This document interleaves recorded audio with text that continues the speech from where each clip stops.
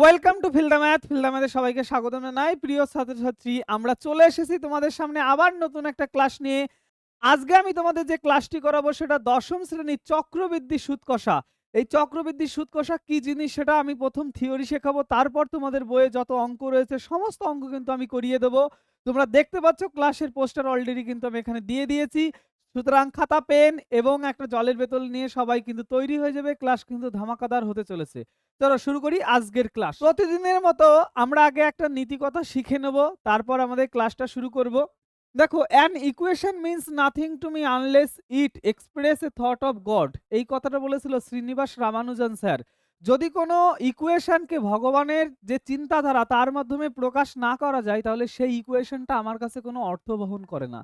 Srinivas Ramanujan sir সত্যি একটা great person ছিল, খুবই মহান মানুষ। তিনি কিন্তু ভগবানে বিশ্বাস করত। সুতরাং আমি তোমাদের বলবো যে আমরা যাদের জিনিসপত্র নিয়ে পড়াশোনা করছি তারা যদি ভগবানে বিশ্বাস করতে পারে, তাহলে আমরা তো অতীব ক্ষুদ্র মানব। আমাদেরও কিন্তু ভগবানের প্রতি বিশ্বাস রাখা উচিত।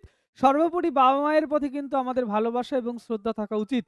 এবং গণিত এমন একটা ভাষা যার দ্বারা ভগবান বিশ্ব সংসার রচনা করেছেন, এই কথা বলেছিল গ্যালিলিও গ্যালিলাই, যিনি দূরবীন আবিষ্কার করেছিল। তিনি কিন্তু এই কথা বলেছিল যে গণিত একটা ল্যাঙ্গুয়েজ, জাস্ট এই ল্যাঙ্গুয়েজের দ্বারা ভগবান পুরো বিশ্ব সংসার কিন্তু রচনা করেছে। যা কিছু তুমি দেখবে কথাবার্তা বলতে যাচ্ছ সমস্ত জায়গায় কিন্তু হিসাব রয়েছে, আর হিসাব মানেই কিন্তু গণিত। বুঝতে পেরেছো?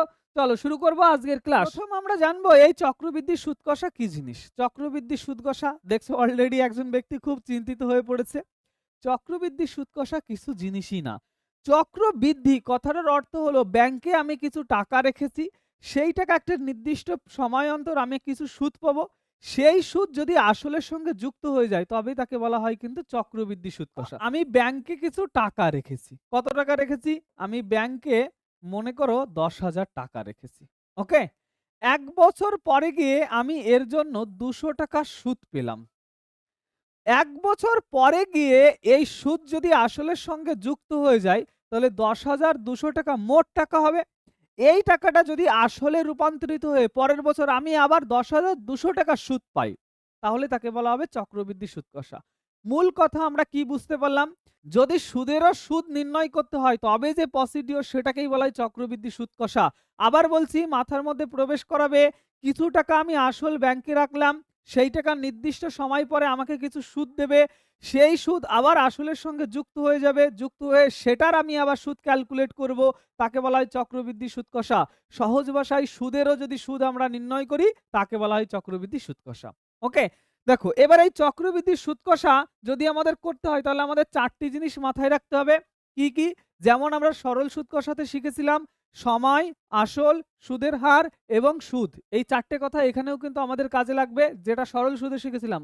সময়, আসল, সুদের হার এবং সুদ, 4টি জিনিস কিন্তু আমাদের মাথায় রাখতে হবে। এখানে সবথেকে গুরুত্বপূর্ণ যে কথাটা তোমাদের মনে রাখতে হবে, সুদের হার কিসে বলে দেওয়া আছে এবং সুদ কত সময় পরে আমাদের দিতে হবে, এই কথাটা কিন্তু আমাদের মাথায় রাখতে হবে।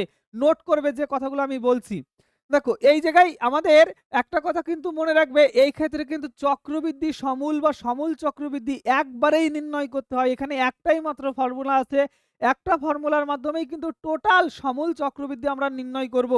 সেই ফর্মুলাটা কি? ফর্মুলাটা হলো পি ইন্টু 1+r/100 প্রত্যেকটার ব্যাখ্যা আমি করে দেবো, আগে নোটগুলো লেখো, পরে আমি ব্যাখ্যা অবশ্যই করে দেবো। এই জায়গা পি কে কিন্তু বলা হয় আসল। পি কে কি বলা হয়? পি মানে হচ্ছে আসল, আর মানে হচ্ছে সুদের হার, সুদের হার, এবং টি মানে কিন্তু সময়। তাহলে আমরা এই জায়গায় যে সূত্রটা শিখবো সেই সূত্রটা কি? পি ইন্টু 1+r/100 এই সূত্রের মাধ্যমে একবারে কিন্তু সমূল চক্রবৃদ্ধি বের হয়, অর্থাৎ তার মধ্যে সুদও থাকে আসলও থাকে।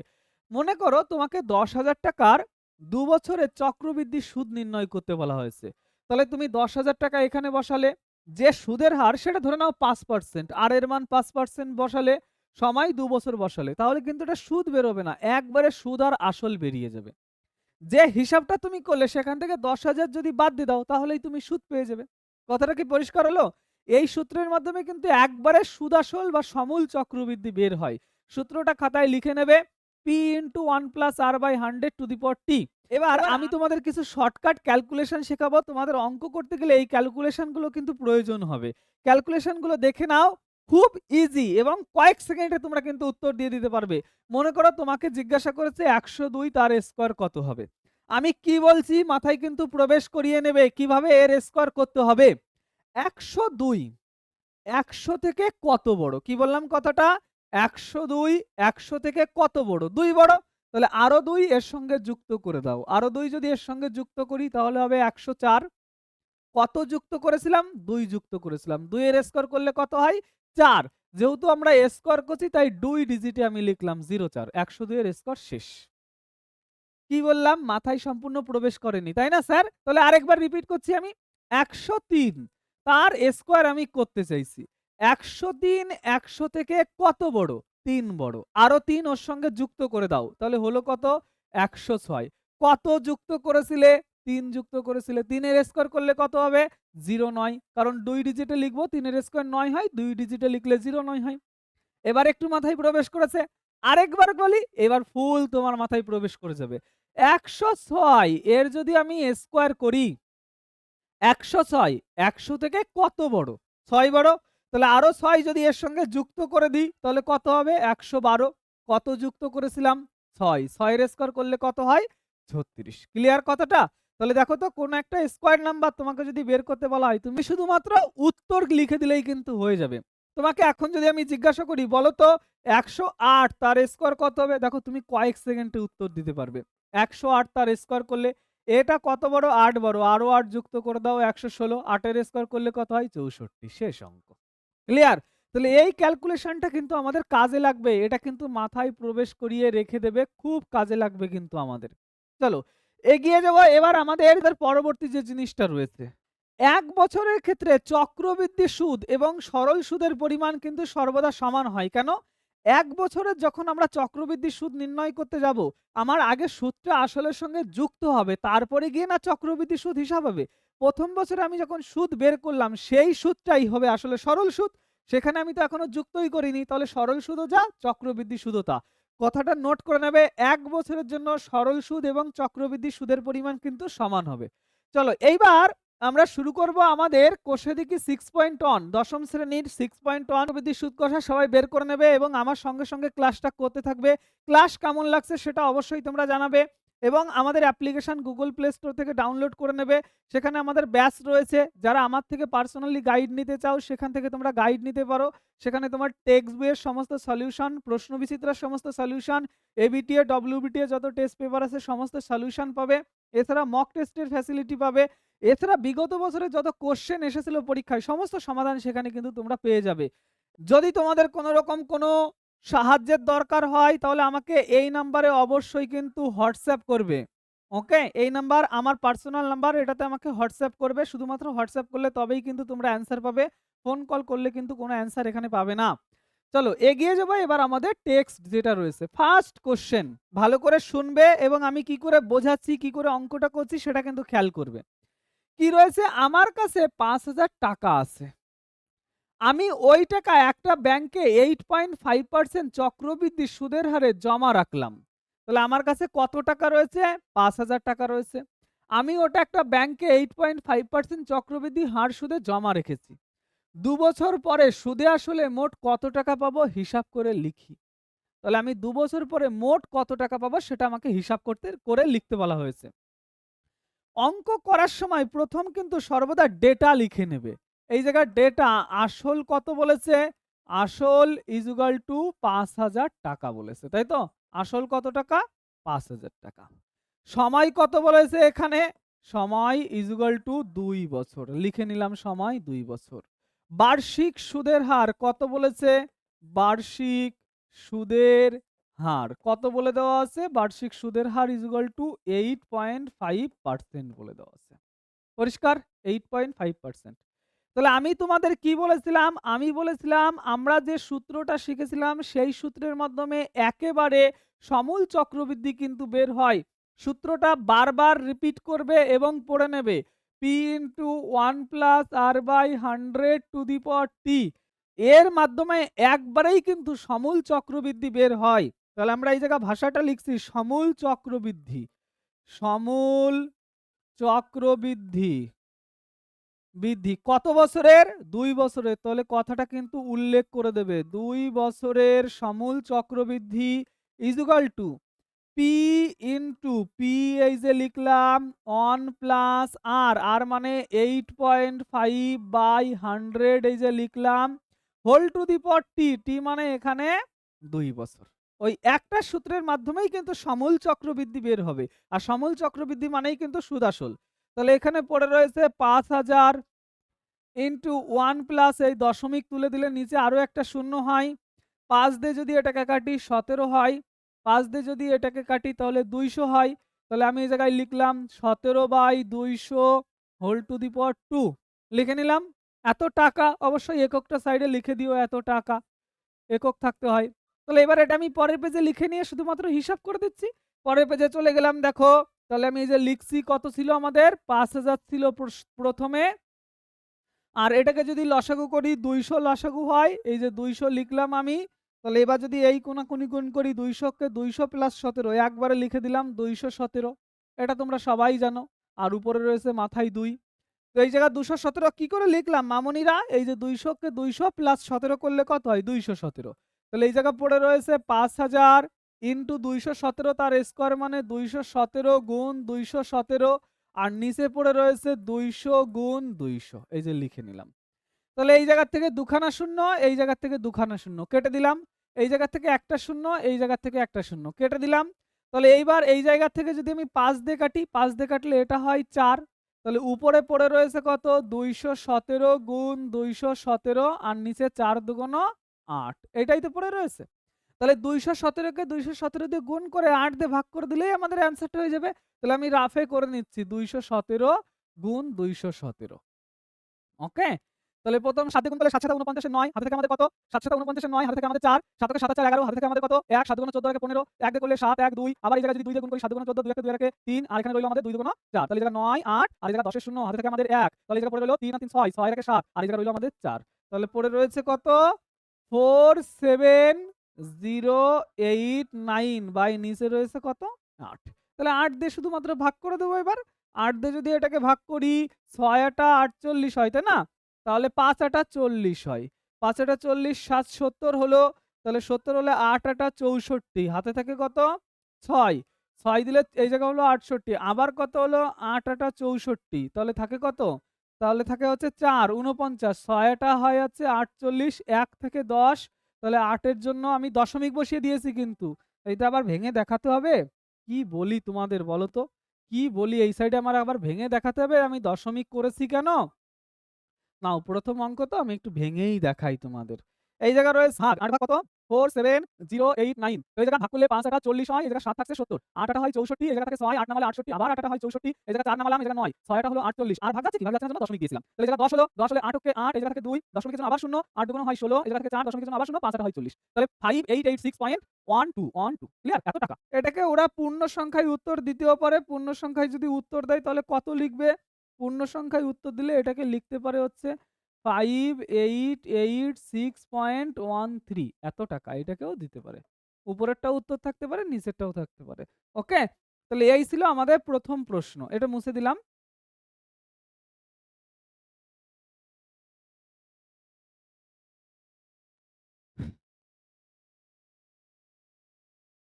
তাহলে এই ছিল আমাদের প্রথম প্রশ্ন। প্রথম প্রশ্নে যে উত্তরটা ওরা জিজ্ঞাসা করেছে সমূল চক্রবৃদ্ধি কত হবে? আমি একদম সিম্পল, প্রত্যেকটা অঙ্ক এতটাই সরল, শুধু তোমাকে একটু গুণ করতে হতে পারে, আর কিছুই কিন্তু না। একদম p into 1 plus r by 100 to the power t, এই একটা সূত্র যদি তুমি মুখস্থ করতে পারো বা মনে রাখতে পারো তাহলে সমস্ত অঙ্ক কিন্তু তুমি পারবে। ওকে? চলো এগিয়ে যাবো সামনের দিকে। দ্বিতীয় নম্বর অঙ্ক। এই জায়গায় একটা প্রশ্ন তোমাদের থাকতে পারে যে এই জায়গায় 1 3 লিখেছি কেন? শেষ সংখ্যা যদি ৫ অথবা ৫ এর বড় হয় তাহলে কিন্তু তার আগের সংখ্যার সঙ্গে ১ যুক্ত করতে হয়। দশমিকের পরে সাধারণত ২ ডিজিট পর্যন্ত সংখ্যা রাখতে হয়। তাই জন্য ৩ নম্বর ডিজিটে ৫ অথবা ৫ এর বেশি যদি থাকে তাহলে এই জায়গায় ১ যুক্ত করে দিতে হয়। সেজন্য ওখানে আমি ১ যুক্ত করেছি। চলো এগিয়ে যাবো। এবার ২ নম্বর কোয়েশ্চেন যেটা রয়েছে সেটা দেখব। ৫,০০০ টাকার বার্ষিক ৮% চক্রবৃদ্ধির সুদের হারে ৩ বছরের সমূল চক্রবৃদ্ধি কত হবে? হিসাব করে লিখতে বলা হয়েছে। তাহলে একই অঙ্ক আগেরটার মতো আমি শুধু ডেটা লিখবো আগে। তাহলে এই জায়গায় লিখছি আসল কত টাকা বলেছে? আসল ইজুগাল টু ৫,০০০ টাকা। আসল কত বলেছে? ৫,০০০ টাকা। বার্ষিক সুদের হার কত? বার্ষিক সুদের হার, সুদের হার। যে অঙ্ক বলবে আগে তার ডেটা কিন্তু তোমরা লিখে নেবে। বার্ষিক সুদের হার হলো ৮%। সময় কত বলেছে? সময় ইজুগাল টু ৩ বছর। সময় লিখে নিলাম। তাহলে আমি তোমাদের বলেছি যে সূত্রটা লিখবো তার মাধ্যমে সমূল চক্রবৃদ্ধি বের হবে কিন্তু। তাহলে এই জায়গায় আমি লিখে নিচ্ছি ৩ বছরের সমূল চক্রবৃদ্ধি। সমূল চক্রবৃদ্ধি। ৩ বছরের সমূল চক্রবৃদ্ধি কিভাবে করব? সমূল চক্রবৃদ্ধি বের করতে হলে সূত্রটা হলো পি, এই যে P into 1 plus R by 100 to the power T, এত টাকা। এই ফর্মুলাটা যেন সবসময় মাথায় থাকে। ওকে, তাহলে এবার আমরা এটাকে হিসাব করব। এই যে লিখলাম ৫,০০০ ইনটু ১০০ দিয়ে একে গুণ করলাম প্লাস ৮, তাহলে কত হয়? ১০০ প্লাস ৮ মানে ১০৮। আর কি আমরা ছোট আছি? আমরা ছোট নেই। নিচে বসালাম ১০০, মাথায় রয়েছে ৩। শুধুমাত্র এটাই আমাদের তাহলে হিসাব করতে হবে। তাহলে এটা হিসাব করার জন্য ১০৮ কে আমি কবার গুণ করব? ৩ বার গুণ করব। সেটা পরের পেজে লিখছি আমি। তাহলে এই যে আমাদের রয়েছে কত? ৫,০০০, ১০৮ ৩ বার গুণ করলাম, যেহেতু মাথায় ৩ রয়েছে। এই যে গুণ করলাম আর নিচে বসালাম ১০০ কে ৩ বার। ১০০ গুণ ১০০ গুণ ১০০, এত টাকা। সাইডে একক কিন্তু অবশ্যই লিখবে, আমি বারবার বলছি।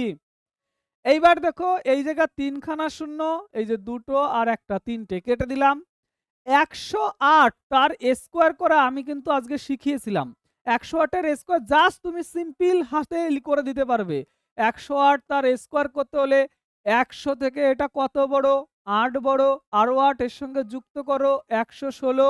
কত যুক্ত করেছিলাম? ৮। ৮ এর স্কোয়ার করলে কত হয়?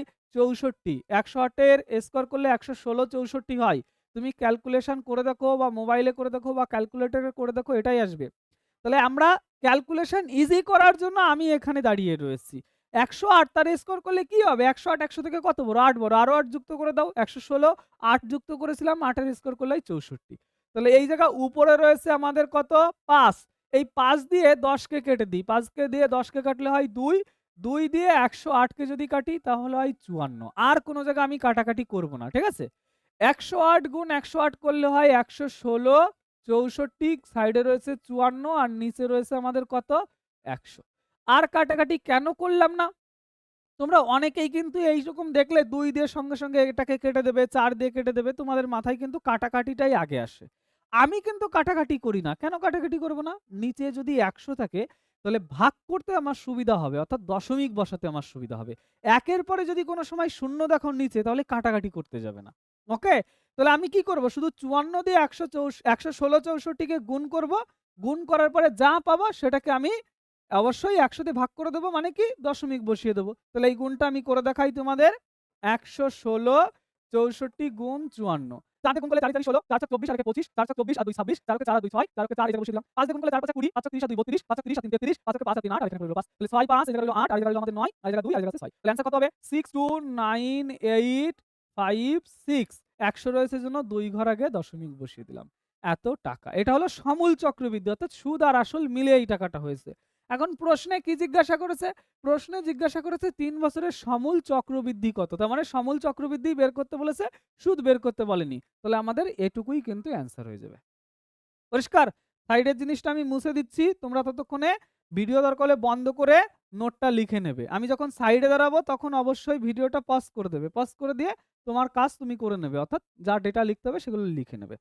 তাহলে এগিয়ে যাবো আমরা পরবর্তী যে অঙ্কটা রয়েছে, অর্থাৎ ৩ নম্বর অঙ্ক যেটা রয়েছে সেটা এবার একটু দেখব। বলেছে গৌতম বাবু ২০০০ টাকা বার্ষিক ৬% চক্রবৃদ্ধি সুদের হারে ২ বছরের জন্য ধার নিয়েছে। ২ বছর পরে তিনি কত টাকা চক্রবৃদ্ধি সুদ দেবেন সেটা হিসাব করে লিখি। তার মানে এই জায়গায় কিন্তু আমাদের সুদ বের করতে বলা হয়েছে। যাই বের করতে বলুক অঙ্কের ডেটা আগে আমাদের লিখে নিতে হবে। তাহলে আমি লিখে নিচ্ছি এই জায়গা আসল কত টাকা বলেছে। আসল কিন্তু এই জায়গায় বলে দেওয়া আছে ২০০০ টাকা। এই যে আমি লিখে নিলাম আসল আমাদের ২০০০ টাকা। ক্লিয়ার? আসল কত টাকা? আসল ২০০০ টাকা। এইবার আমাদের বলে দেওয়া আছে বার্ষিক সুদের হার। বার্ষিক সুদের হার। এই বার্ষিক সুদের হার কত?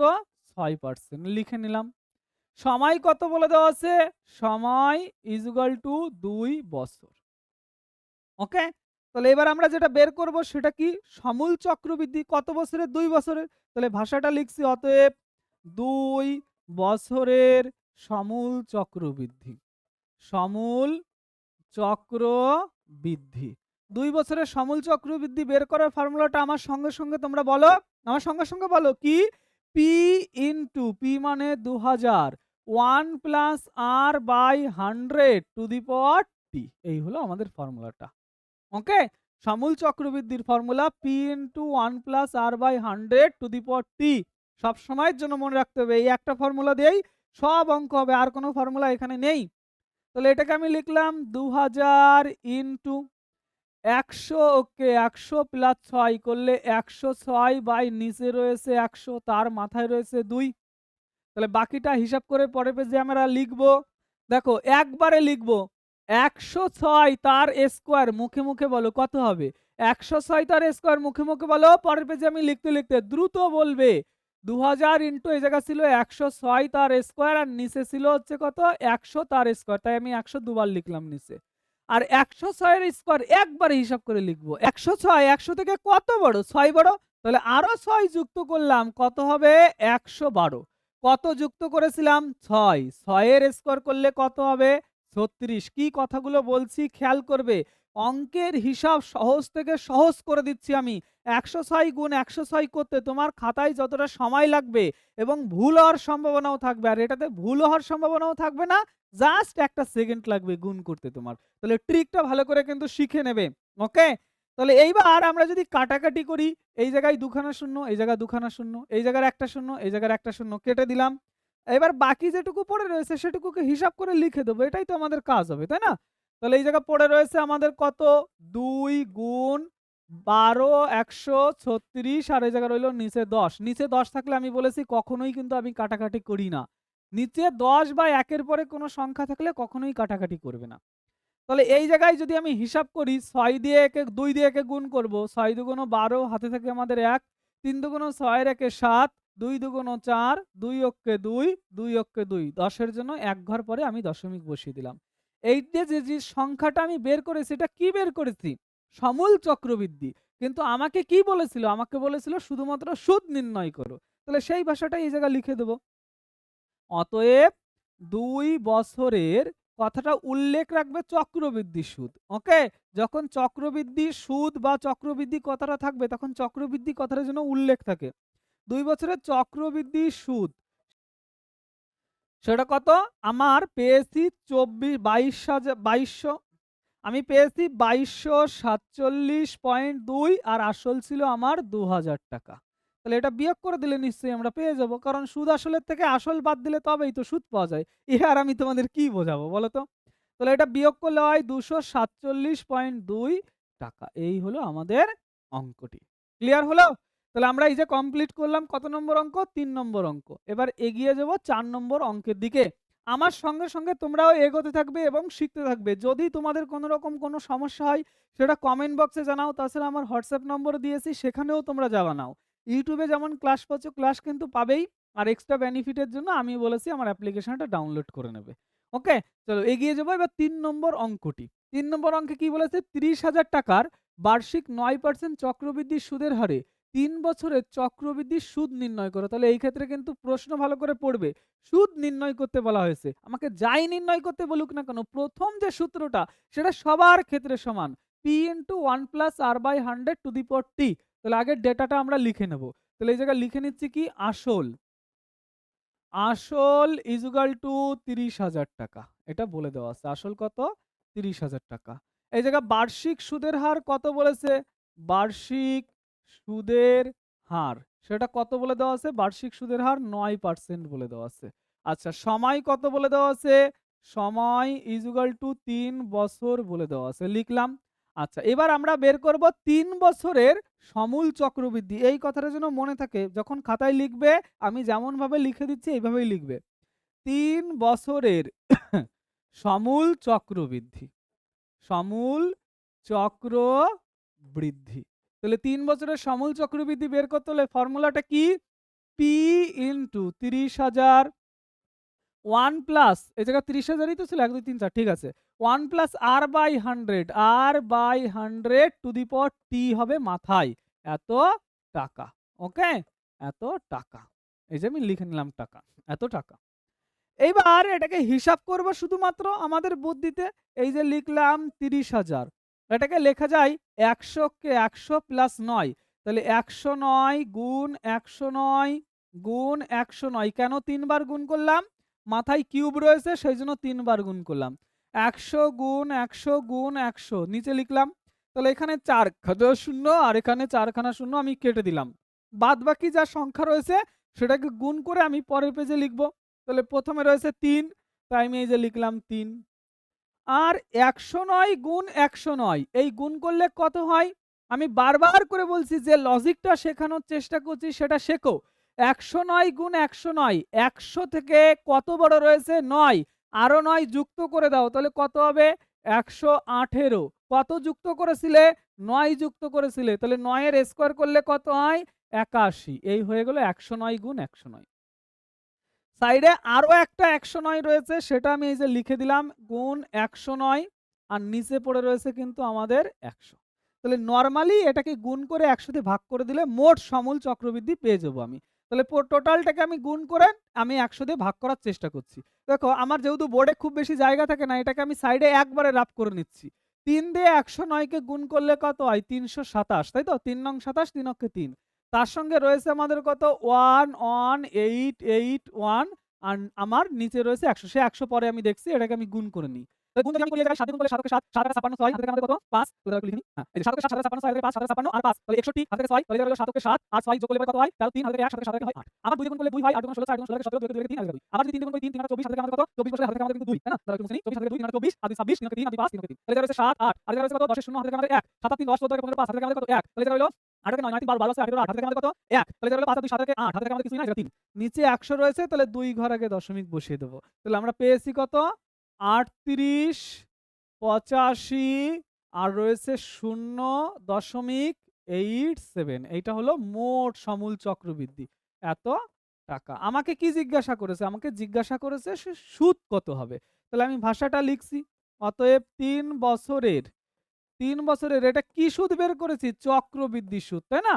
তাহলে 3 বছরের চক্রবৃদ্ধি সুদ ইজুগাল টু কত হবে? এটার থেকে আসল যদি বাদ দিয়ে দিই তবেই তো চক্রবৃদ্ধি সুদ পাবো। তাহলে এই যে রয়েছে আমাদের 38,850.87, আর আসল কত ছিল? আসল ছিল আমাদের 30,000। তাহলে 30,000 সাইডে আমি বিয়োগ করে দিলাম। যদি বিয়োগ করে দিই তাহলে আমরা পাবো কত? শুধুমাত্র রিমাইন্ডার যেটা পড়ে থাকে 8,850.87 এত টাকা। এই হলো আমাদের যে কোশ্চেন ছিল 4 নম্বর কোশ্চেন, তার অ্যান্সার। তাহলে তোমরা অ্যান্সারটা লিখে নাও। চলো এগিয়ে যাবো সামনের দিকে। এবার পরবর্তী অঙ্ক যেটা রয়েছে 5 দাগ, বলেছে 5% চক্রবৃদ্ধির সুদের হারে 80,000 টাকার 2/1/2 মানে 2.5 বছরের সমূল চক্রবৃদ্ধি কত হবে তা হিসাব করে লিখি। দেখো আমাদের যে সুদের হারটা বলেছে সেই সুদের হারটা কিন্তু বলেছে বার্ষিক 5%, আর সময় যেটা বলেছে সেটা কিন্তু 2.5 বছর বলেছে। 2.5 বছরের কখনো আমরা কিন্তু সরাসরি সমূল চক্রবৃদ্ধি বের করতে পারবো না, কারণ যেহেতু সুদের হারটা বার্ষিক বলেছে সেজন্য 2.5 বছরের সরাসরি বের করা যাবে না। তাহলে আমরা কি করে বের করব? আমরা প্রথম 2 বছরের বের করে নেব, সেই 2 বছরকে পরবর্তী আবার হাফ বছরের আমরা বের করে নেব। কি বললাম কথাটা? প্রথম আমরা 2 বছরের সমূল চক্রবৃদ্ধি বের করে নেব, তারপর যে হাফ বছর পড়ে থাকছে সেই হাফ বছরের হিসাবটা আমরা পরে করে নেব। ক্লিয়ার? তাহলে আমি এগিয়ে যাচ্ছি, অঙ্কটা কিভাবে করব একটু দেখবে, ভালো অঙ্ক এটা। ফার্স্ট আমি ডেটা লিখব, প্রত্যেকটা অঙ্কে বলেছে আগে ডেটা লিখে নেবে। আসল কত বলেছে এই জায়গা? আসল ইজুগাল টু 80,000 টাকা। 80,000 টাকা। ওকে? আচ্ছা, বার্ষিক সুদের হার কত বলেছে? বার্ষিক সুদের হার, সুদের হার ইজুগাল টু 5%, এই যে লিখে নিলাম। আচ্ছা আমি কিন্তু বলেছি প্রথম কত বছরে বের করব? 2 বছরে, তাই সময় কিন্তু আমি এই জায়গায় 2 বছর লিখলাম। আর পরবর্তী যে হাফ বছর সেটা লিখছি না, সেটা আমি পরে হিসাব করছি। তাহলে এইবার আমি এই জায়গায় লিখছি যে অতএব 2 বছরের সমূল চক্রবৃদ্ধি, 2 বছরের সমূল চক্রবৃদ্ধি, চক্রবৃদ্ধি সেটা কত হবে? সমূল চক্রবৃদ্ধি ফর্মুলাটা কি? P into 1 plus R by 100 to the power T. তাহলে এই যে লিখলাম ৮০,০০০ ইন্টু 1 প্লাস আর মানে কত, আর মানে হচ্ছে 5% বাই 100 টু দি পাওয়ার টি হচ্ছে 2, তাহলে এত টাকা লিখে নিলাম। তাহলে এবার এটাকে হিসাব করা শুরু করে দিই। এই যে লিখলাম ৮০,০০০, এটাকে লেখা যায় ১০০ কে ১০০ প্লাস ৫ মানে ১০৫ গুণ ১০৫ এই যে রইল, আর নিচে ১০০ গুণ ১০০ দুবার কেন বসালাম, মাথায় ২ রয়েছে তাই। এবার এটাকে সিম্পল ভাবে কাটাকাটি করব। তাহলে যদি এটাকে কাটাকাটি করি, এই জায়গায় দুটো শূন্য দুটো শূন্য দুটো শূন্য দুটো শূন্য কেটে দিলাম। ওকে, তাহলে পড়ে রয়েছে ৮ গুণ ১০৫ গুণ ১০৫। তাহলে সেটাকে আমি এই জায়গায় হিসাব করতে পারবো, এই জায়গায় করে নিই। ৮ লিখে নিলাম, ১০৫ গুণ ১০৫ ট্রিকটা এখনো যদি মেমোরাইজ না হয়ে থাকে মেমোরাইজ করে নাও। ১০৫ এর স্কোয়ার, ১০০ থেকে কত বড়, ৫ বড়, আরো ৫ যুক্ত করে দাও ১১০। কত যুক্ত করেছিলে, ৫, ৫ এর স্কোয়ার করলে কত হবে, ২৫। ক্লিয়ার কথাটা?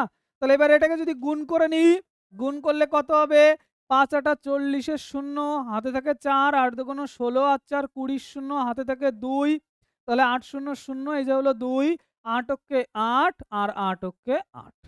তাহলে ৮৮,২০০ টাকা হলো আমাদের কত, ২ বছর পর।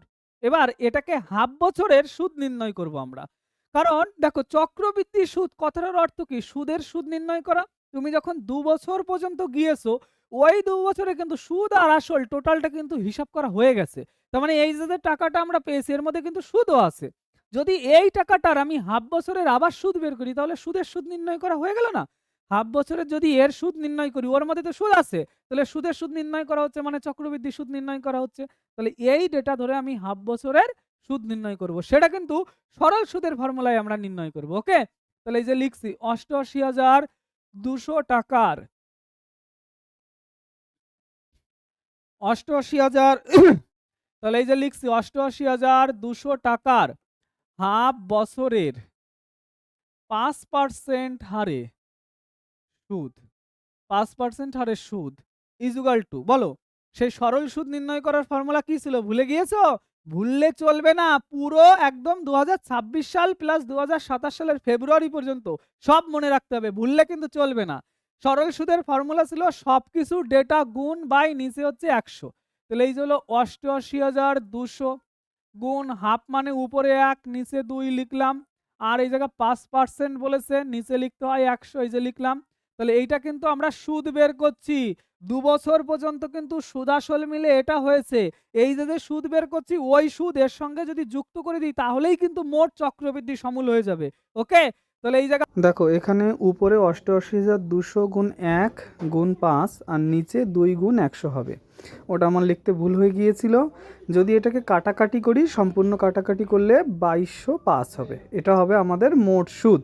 ওকে, এবার আমাদের কি জিজ্ঞাসা করেছে, মোট সমূল চক্রবৃদ্ধি বের করতে হবে, তাই আমি লিখলাম মোট সমূল চক্রবৃদ্ধি। এই সমূল চক্রবৃদ্ধি যদি আমাকে বের করতে হয়, তাহলে আমি আগে কত বের করে রেখেছিলাম ৮৮,২০০, আর এখন আমি কত পেলাম ২২০৫। তাহলে এই দুটো যদি আমি যুক্ত করে দিই তাহলে কিন্তু আমার মোট সমূল চক্রবৃদ্ধি হবে, এই কথাটা কিন্তু মাথায় রাখবে। তাহলে যোগ করলে কত হলো, ৯০,৪০৫ টাকা। তাহলে এটাই হলো আমাদের মোট সমূল ৪২০.৫ চক্রবৃদ্ধি। ওকে, এই হলো এত আমাদের টাকা। অ্যান্সার। তাহলে এই ছিল এবার আমাদের প্রশ্নটা, কি দেখে জিজ্ঞাসা নাও। করেছে, আমাদের আমাদের প্রশ্নে জিজ্ঞাসা করেছে কি, সমূল সমূল চক্রবৃদ্ধি কত হবে। সুদ কিন্তু তাহলে জিজ্ঞাসা সমূল করেনি। তো চক্রবৃদ্ধি কত অ্যান্সার পেলাম কিন্তু আমরা, এটাই হবে, ৯০,৪০৫ টাকা। আমাদের অ্যান্সার হবে। ওকে, তাহলে আমরা এগিয়ে যেতে পারি সামনের দিকে।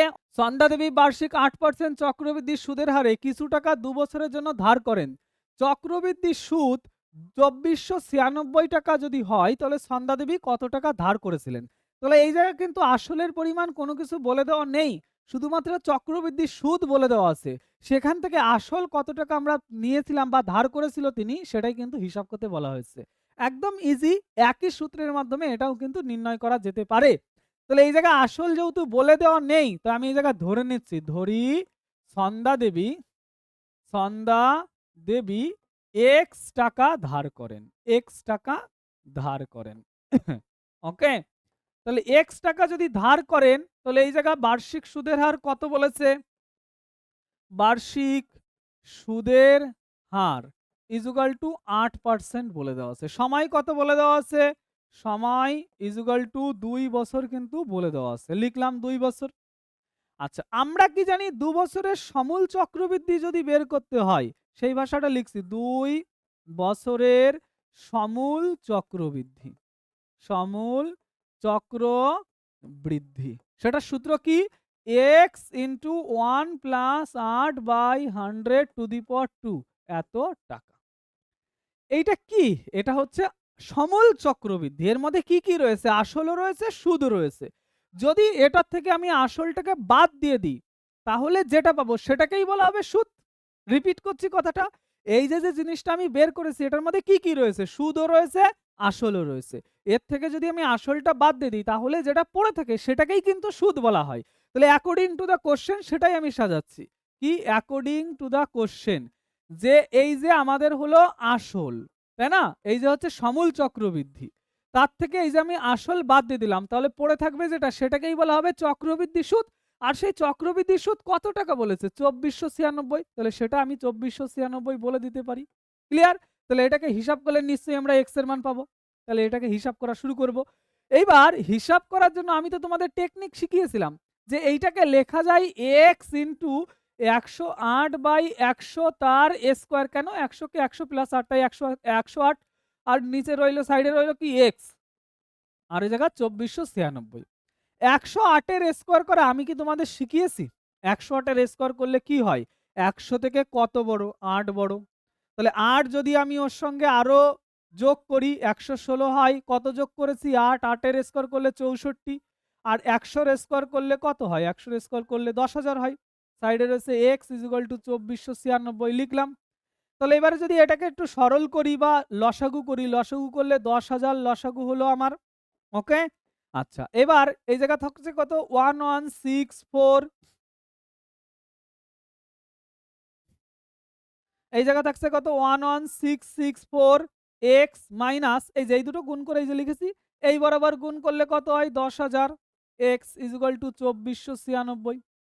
তাহলে 11,664 থেকে 10,000 বাদ দিলে থাকে 1,664 এক্স। আর এই 10,000টা ওই কোনাকুনি গুণ করে দিলাম। 2496 গুণ 10,000 এই যে পড়ে রইলো। তাহলে এইবার আমি x ইকুয়াল টু বের করব। x ইকুয়াল টু বের করার জন্য পরের পেজে যাচ্ছি আমি, কিন্তু দেখে নাও। তাহলে x ইকুয়াল টু 2496 গুণ এই জায়গা রয়েছে আমাদের 10,000 আর নিচে রয়েছে 1164। ওকে, দেখে নিই। 1664 পড়ে রয়েছে, 1664। ওকে, তাহলে আমি একটু মুছে দিই। 1664 হবে, 1664। কাটাকাটি করবো এবার। 4 দিয়ে কাটছি, 4 দিয়ে কাটলে 4 × 4 = 16, 4 অক্ষে 4। আর এই জায়গা থাকে কত? তাহলে 2 24, তাই তো? 4 ছক 24। 4 দিয়ে যদি এটাকে কাটি, 4 ছক 24, 4 দুগুণ 8, 4 × 4 = 16। আবার 4 দিয়ে যদি কাটি, 4 দিয়ে কাটলে 4 অক্ষে 4, ভাগ যায় না শূন্য, 4 × 4 = 16। আবার 4 দিয়ে কাটলে 4 অক্ষে 4, এই জায়গা পড়ে থাকে কত তাহলে আমাদের? 2 22, 4 × 5 = 20, 2 24, 4 ছক 24। তাহলে আমি একটু লিখে নেব কিন্তু। x = 156 আর এই জায়গার সাইডে রইলো 1000 আর নিচে রয়েছে 104, তাই তো? এটাকে আবার 4 দিয়ে কাটছি। 4 দিয়ে যদি এটাকে কাটি তাহলে কত হবে সেটা? 4 দিয়ে কাটলে 4 দুগুণ 8, 2 24, 4 ছক 24। 4 দিয়ে যদি এটাকে আবার কাটি, 4 দিয়ে কাটলে পরে কত হবে? 3 4 12, 3 36, 4 নং 36। আচ্ছা, 13 দিয়ে কাটলে 13 দুগুণ 26, 3 13 39। আর 2 দিয়ে এটাকে কাটলে কত হয়? 5 দুগুণ 10, 1 2 3 4। একটা শূন্য বেশি দেওয়া হয়ে গেছে এই জায়গায়, দাঁড়াও। এই জায়গায় একটা শূন্য বেশি দেওয়া হয়ে গিয়েছিল। 1 2 3 4, 4টেই তো শূন্য ছিল। 5 দুগুণ 10, 1 2 3, 1 2 3। তাহলে পড়ে রইল কত? 3 গুণ এটা। এটা যদি গুণ করে দিই তাহলে কত হয়? 3 5 15,000। এটাই আমাদের আসল ছিল, তাই তো? তাহলে এবার লিখবে যে উত্তরটা, অতএব সন্ধ্যা দেবী 15,000 টাকা ধার করেছিল। 15,000 টাকা ধার করেছিলেন, করেছিলেন। এই হলো আমাদের অঙ্ক। ক্লিয়ার? তাহলে কিভাবে করলাম দেখো, খুব জটিল কিন্তু না। অ্যাকর্ডিং টু দ্য কোশ্চেন এটা যদি তুমি সাজাতে পারো তাহলে অঙ্ক কিন্তু তোমার কাছে ইজি হয়ে যাবে। অঙ্কের সবসময় মোটিভ কিন্তু বুঝতে হবে যে অঙ্কটা কি বলতে চাইছে। সে অঙ্কের মোটিভ যদি তুমি ধরতে পারো, ইজি হয়ে যাবে অঙ্কটা। ওকে? তাহলে এই ছিল কিন্তু আমাদের কোশ্চেন। দেখো এই যে আমি অ্যান্সারটা করলাম, ভিডিওটা পজ করে লিখে নেবে ডেটা। যখন একটু আমি সাইডে দাঁড়াবো তখনই ভিডিও পজ করে ডেটা লিখে নেবে। তাহলে এরপরে 7 নম্বর যে কোশ্চেন রয়েছে এটা তোমাদের হোমওয়ার্ক দেবো কেন? বার্ষিক 10% চক্রবৃদ্ধি হার সুদে কোনো আসলের ৩ বছরের চক্রবৃদ্ধি সুদ ২৬৪৮ টাকা হবে তা হিসাব করে আমাদের নির্ণয় করতে বলা হয়েছে। কোন আসলের? তাহলে আগের অঙ্কটা আর এই অঙ্কটা, আগেরটাতেও চক্রবৃদ্ধি সুদ বলে দেওয়া ছিল কিন্তু ২ বছর ছিল। এটাতেও চক্রবৃদ্ধি সুদ বলে দেওয়া আছে কিন্তু ৩ বছর বলে দেওয়া আছে। একই লজিক যেমন ভাবে করেছি তেমন ভাবে করবে, শুধু ২ এর জায়গায় ৩ বসাবে। গুণটা একটু বড় হবে আর কিছুই না। তাহলে এটা কিন্তু আমি তোমাদের হোমওয়ার্ক দিয়ে দিচ্ছি। হোমওয়ার্ক। ওকে? তাহলে এগিয়ে যাব সামনের দিকে। ৮ নম্বর কোশ্চেন কি আছে দেখে নেব। রহমত চাচা বার্ষিক ৯% চক্রবৃদ্ধি হার সুদে কিছু টাকা সমবায় ব্যাংকে জমা রেখে ২ বছর পরে সুদে আসলে এত টাকা ফেরত পেলেন। রহমত চাচা কত টাকা ব্যাংকে জমা রেখেছিলেন? একই রকম অঙ্ক বলেছে। এই যে টাকাটা উনি ফেরত পেয়েছে এটা কিন্তু সমূল চক্রবৃদ্ধি। অর্থাৎ একবারে সুদ আসলে উনি এই টাকাটা পেয়েছে। আসল কত টাকা জমা রেখেছিলেন সেটাই কিন্তু জিজ্ঞাসা করেছে, তাই তো? তাহলে আমরা ধরে নিচ্ছি যে রহমত চাচা এক্স টাকা জমা রেখেছিলেন। ধরি তিনি এক্স টাকা জমা রাখেন। এক্স টাকা জমা রাখেন। তাহলে এক্স টাকা যদি উনি জমা রাখেন তাহলে হিসাব মতো আমরা বলতে পারি এই জায়গায় ডেটা কি বলে দেওয়া আছে? বার্ষিক সুদের হার। বার্ষিক সুদের হার। সেই বার্ষিক সুদের হার কত? ৯%। আচ্ছা, সময় কত বলে দেওয়া আছে?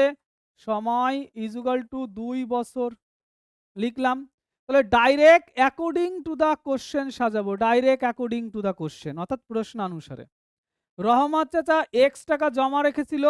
সুদের হার ছিল ৯% বাই ১০০। ২ বছর ধরে সুদ পেয়েছে। মোট টাকা উনি পেয়েছে কত?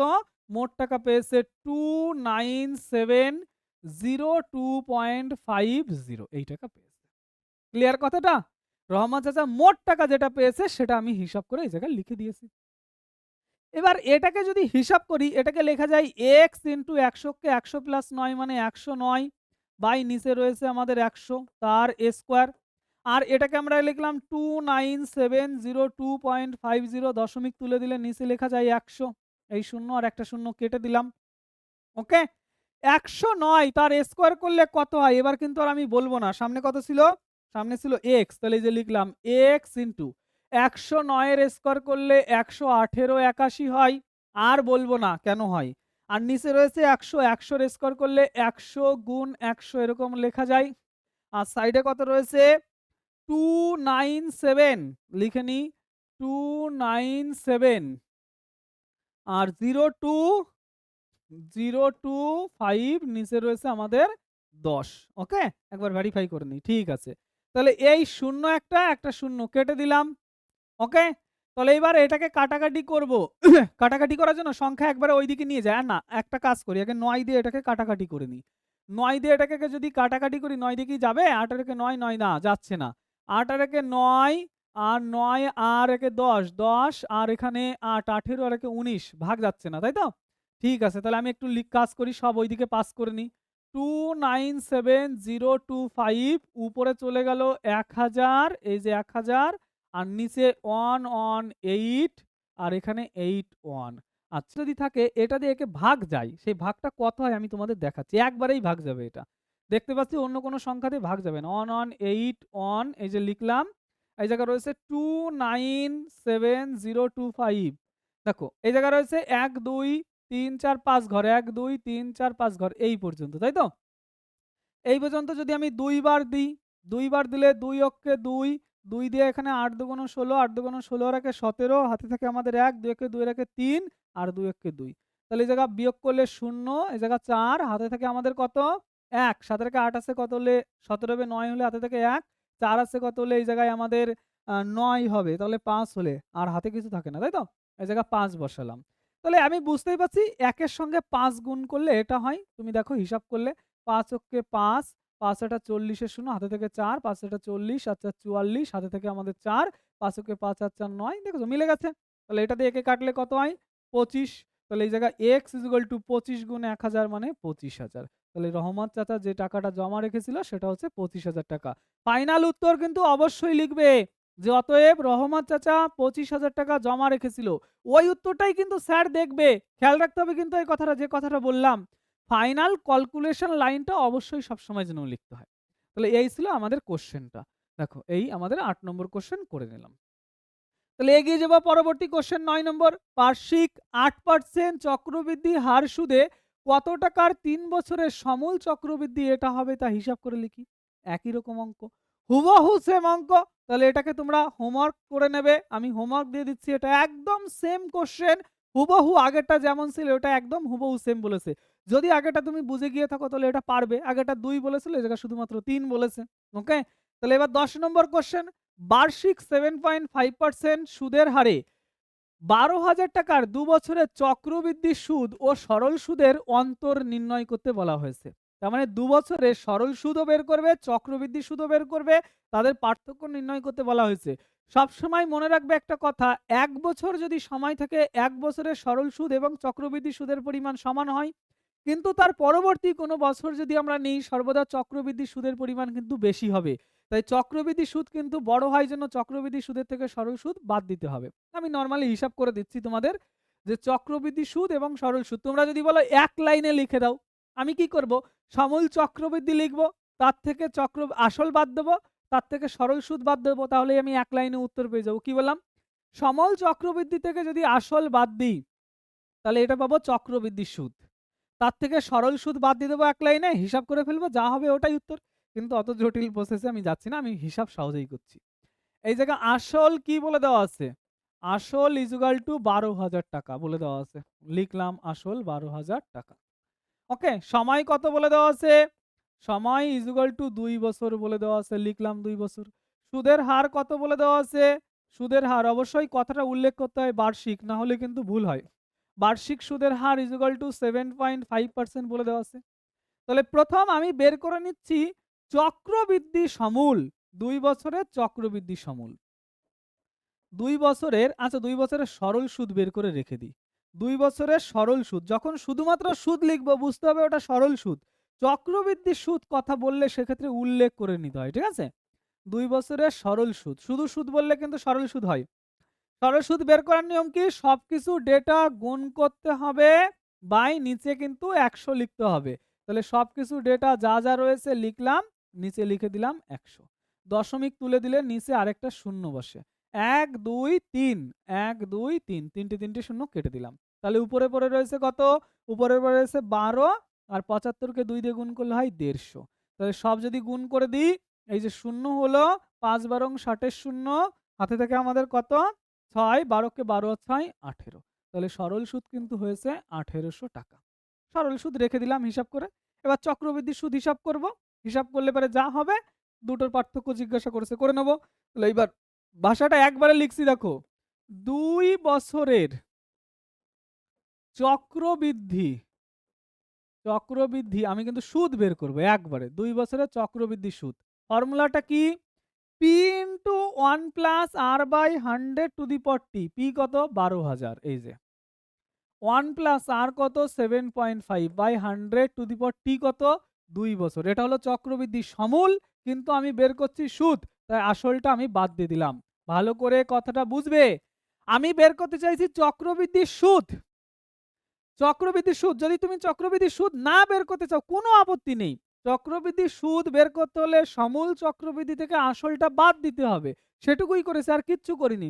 তুমি যদি চাইছো স্যার না আমি অত জটিল প্রসেসে করব না, তাহলে আমি আগে চক্রবৃদ্ধি সমূলটা বের করে নিই। তাহলে ভাষাটা এই জায়গা শুধুমাত্র চেঞ্জ করে নেবে কি? চক্রবৃদ্ধি সমূল। চক্রবৃদ্ধি সমূল। তাহলে ফর্মুলাটা আমি লিখছি। ফর্মুলাটা কি? ১২,০০০, এই দশমিক তুলে দিলে নিচে একটা শূন্য হয়, এই জায়গায় একটা শূন্য বসিয়ে দিলাম। ২৫ দিয়ে কাটলে ৩, ২৫ দিয়ে কাটলে এটা ৪, আর একটা শূন্য বসলো। তাহলে একবারে হিসাবটা লিখবো। ৪০ ওকে ৪০ প্লাস ৩ হয় কত? ৪৩ বাই নিচে রয়েছে ৪০, তার রইল স্কোয়ার।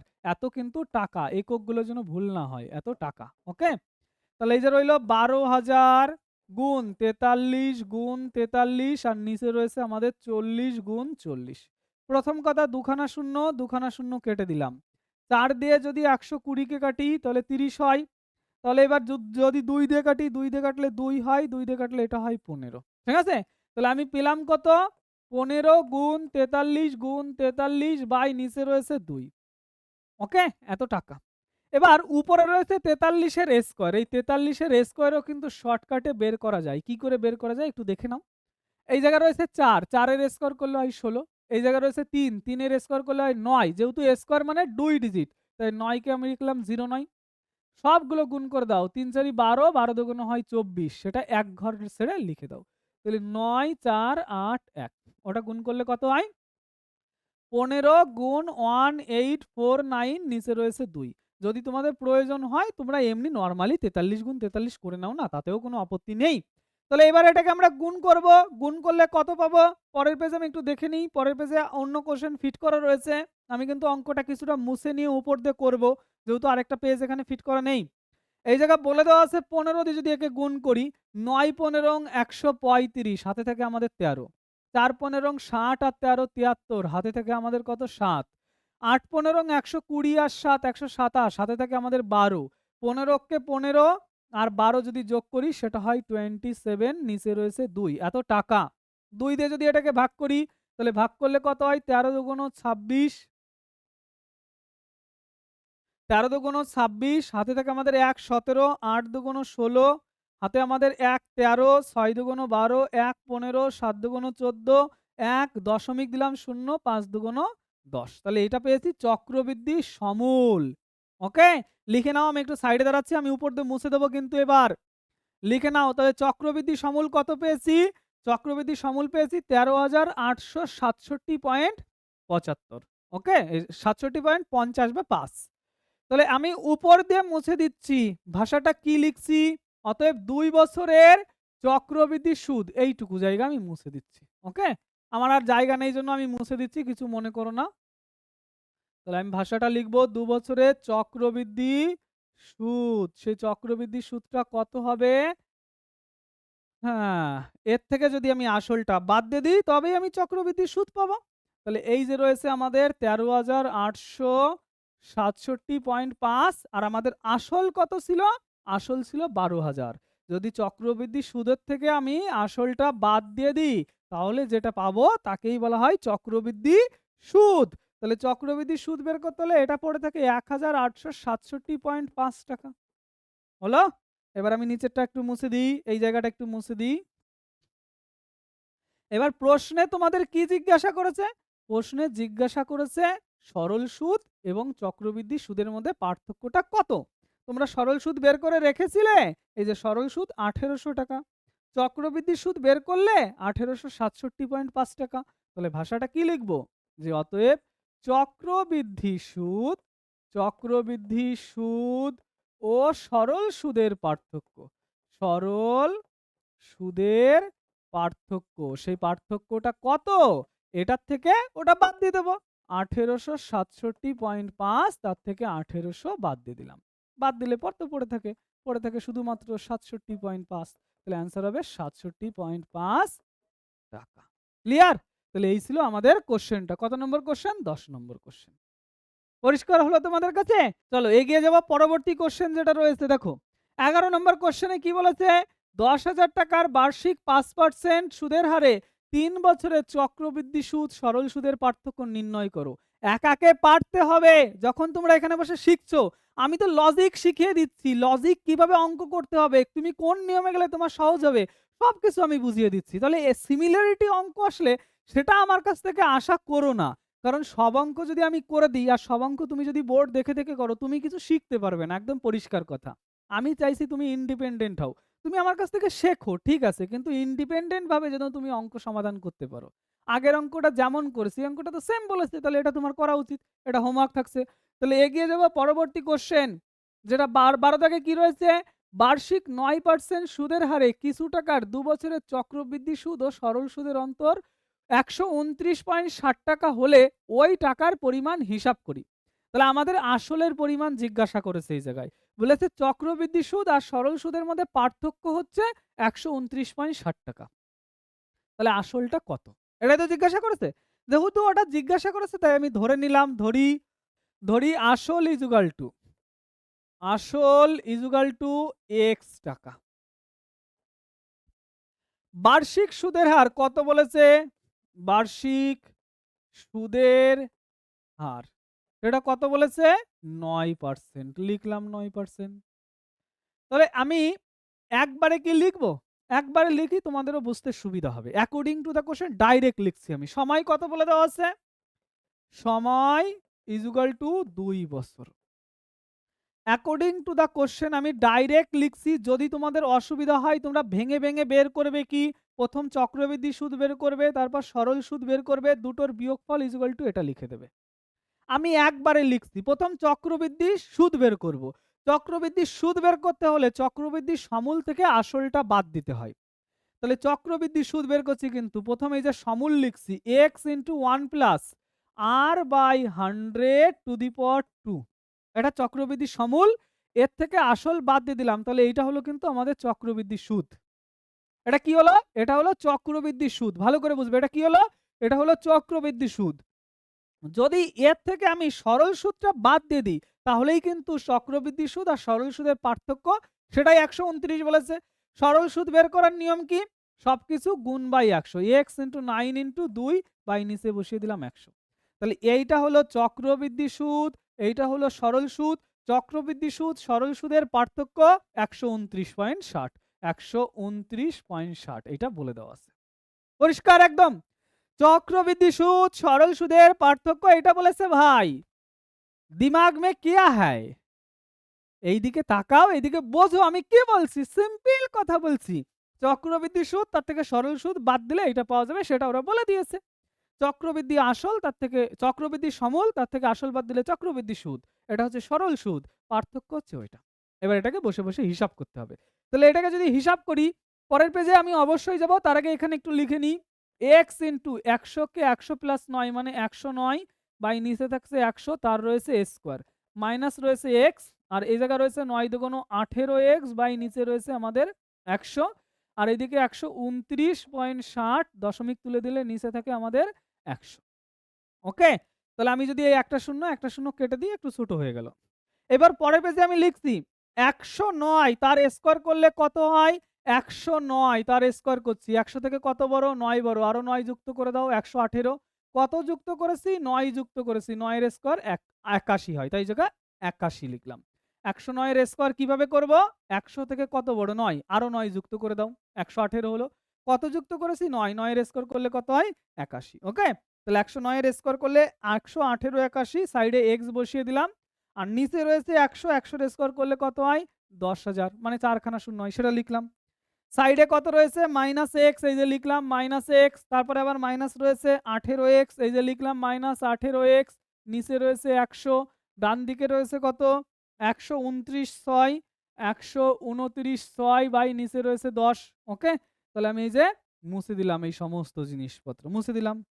এবার নরমালি এটাকে শুধু হিসাব করে এক্স এর মান বের করতে হবে, এটাই আমাদের টার্গেট। তাহলে ডাইরেক্ট লসাগু করছি, ডাইরেক্ট লসাগু করলে হয় 10,000 লসাগু। এখানে 118.81 এক্স, আর এখানে হয় কত? 10,000, এই যে 10,000 এক্স, আর এখানে 100 দিয়ে ভাগ করলে 100, তাহলে এখানে থেকে মাইনাস শুধুমাত্র 1800 এত এক্স ইকুয়াল টু ডান দিকে রয়েছে 1296/10, একটা শূন্য কেটে দিলাম আমি। ওকে, তাহলে উপরেরটা শুধুমাত্র যোগ বিয়োগ করবো। এবার উপরেরটা যদি যোগ বিয়োগ করি, আমি প্রথম এটার থেকে 10,000 বাদ দিচ্ছি, 11,881, তার থেকে 10,000 গেলে থাকে হচ্ছে 1,881 এক্স মাইনাস 1800 এক্স, আর নিচে পড়ে রয়েছে কত? 1000, এই যে লিখলাম, আর ডান দিকে রয়েছে 1296, আর নিচের 10 তো মরে গেছে। 1881 থেকে 1800 বাদ দিলে শুধুমাত্র 81 এক্স থাকে, আর 1000 ওইদিকে গুণ করে দিলাম 1296, আর এই জায়গায় 1000 রেখে দিলাম আমি। ওকে, 81 দিয়ে এবার কাটবো, 9 দিয়ে কাটবো। 9 দিয়ে যদি এটাকে কাটি, 9 দিয়ে কাটলে 9 নং 81, 9 দিয়ে যদি এটাকে কাটি, 9 অক্ষে 9, 3 29, 3 নং 27, আর এই জায়গা 2 থেকে 26, তাই তো? ভুল হলো? 9 অক্ষে 9, 3 থাকে 39, এই জায়গা ভুল হয়েছে। 9 অক্ষে 9 লিখলাম, 9 অক্ষে 9, 3 39, 4 নং 36, আবার 36, 4 নং 36। 9 দিয়ে 144 কে কাটলে হয় 16। তাহলে আমার পড়ে রয়েছে কত? এক্স ইকুয়াল টু 16 গুণ 1000 মানে 16,000। এই হয়ে গেল আমাদের অ্যান্সার। ক্লিয়ার হলো কথাটা? তাহলে আমরা যে অঙ্কটা করলাম, সে অঙ্কটা কিভাবে সমাধান করলাম দেখে নিলে। চক্রবৃদ্ধি সুদ বের করেছি, তার থেকে সরল সুদ বের করেছি, তারপর জাস্ট ক্যালকুলেশনটা নিজের ব্যক্তিগত ব্যাপার, কে কিভাবে হিসাব করবে। সব থেকে সহজ যে পদ্ধতি হয় সেটাই আমি সবসময় বলার চেষ্টা করব। তাহলে আমাদের অ্যান্সার কত হলো? আসল হলো 16,000। ওকে, তাহলে লিখে নাও সবকিছু, আমি পরের প্রশ্নে গেলাম।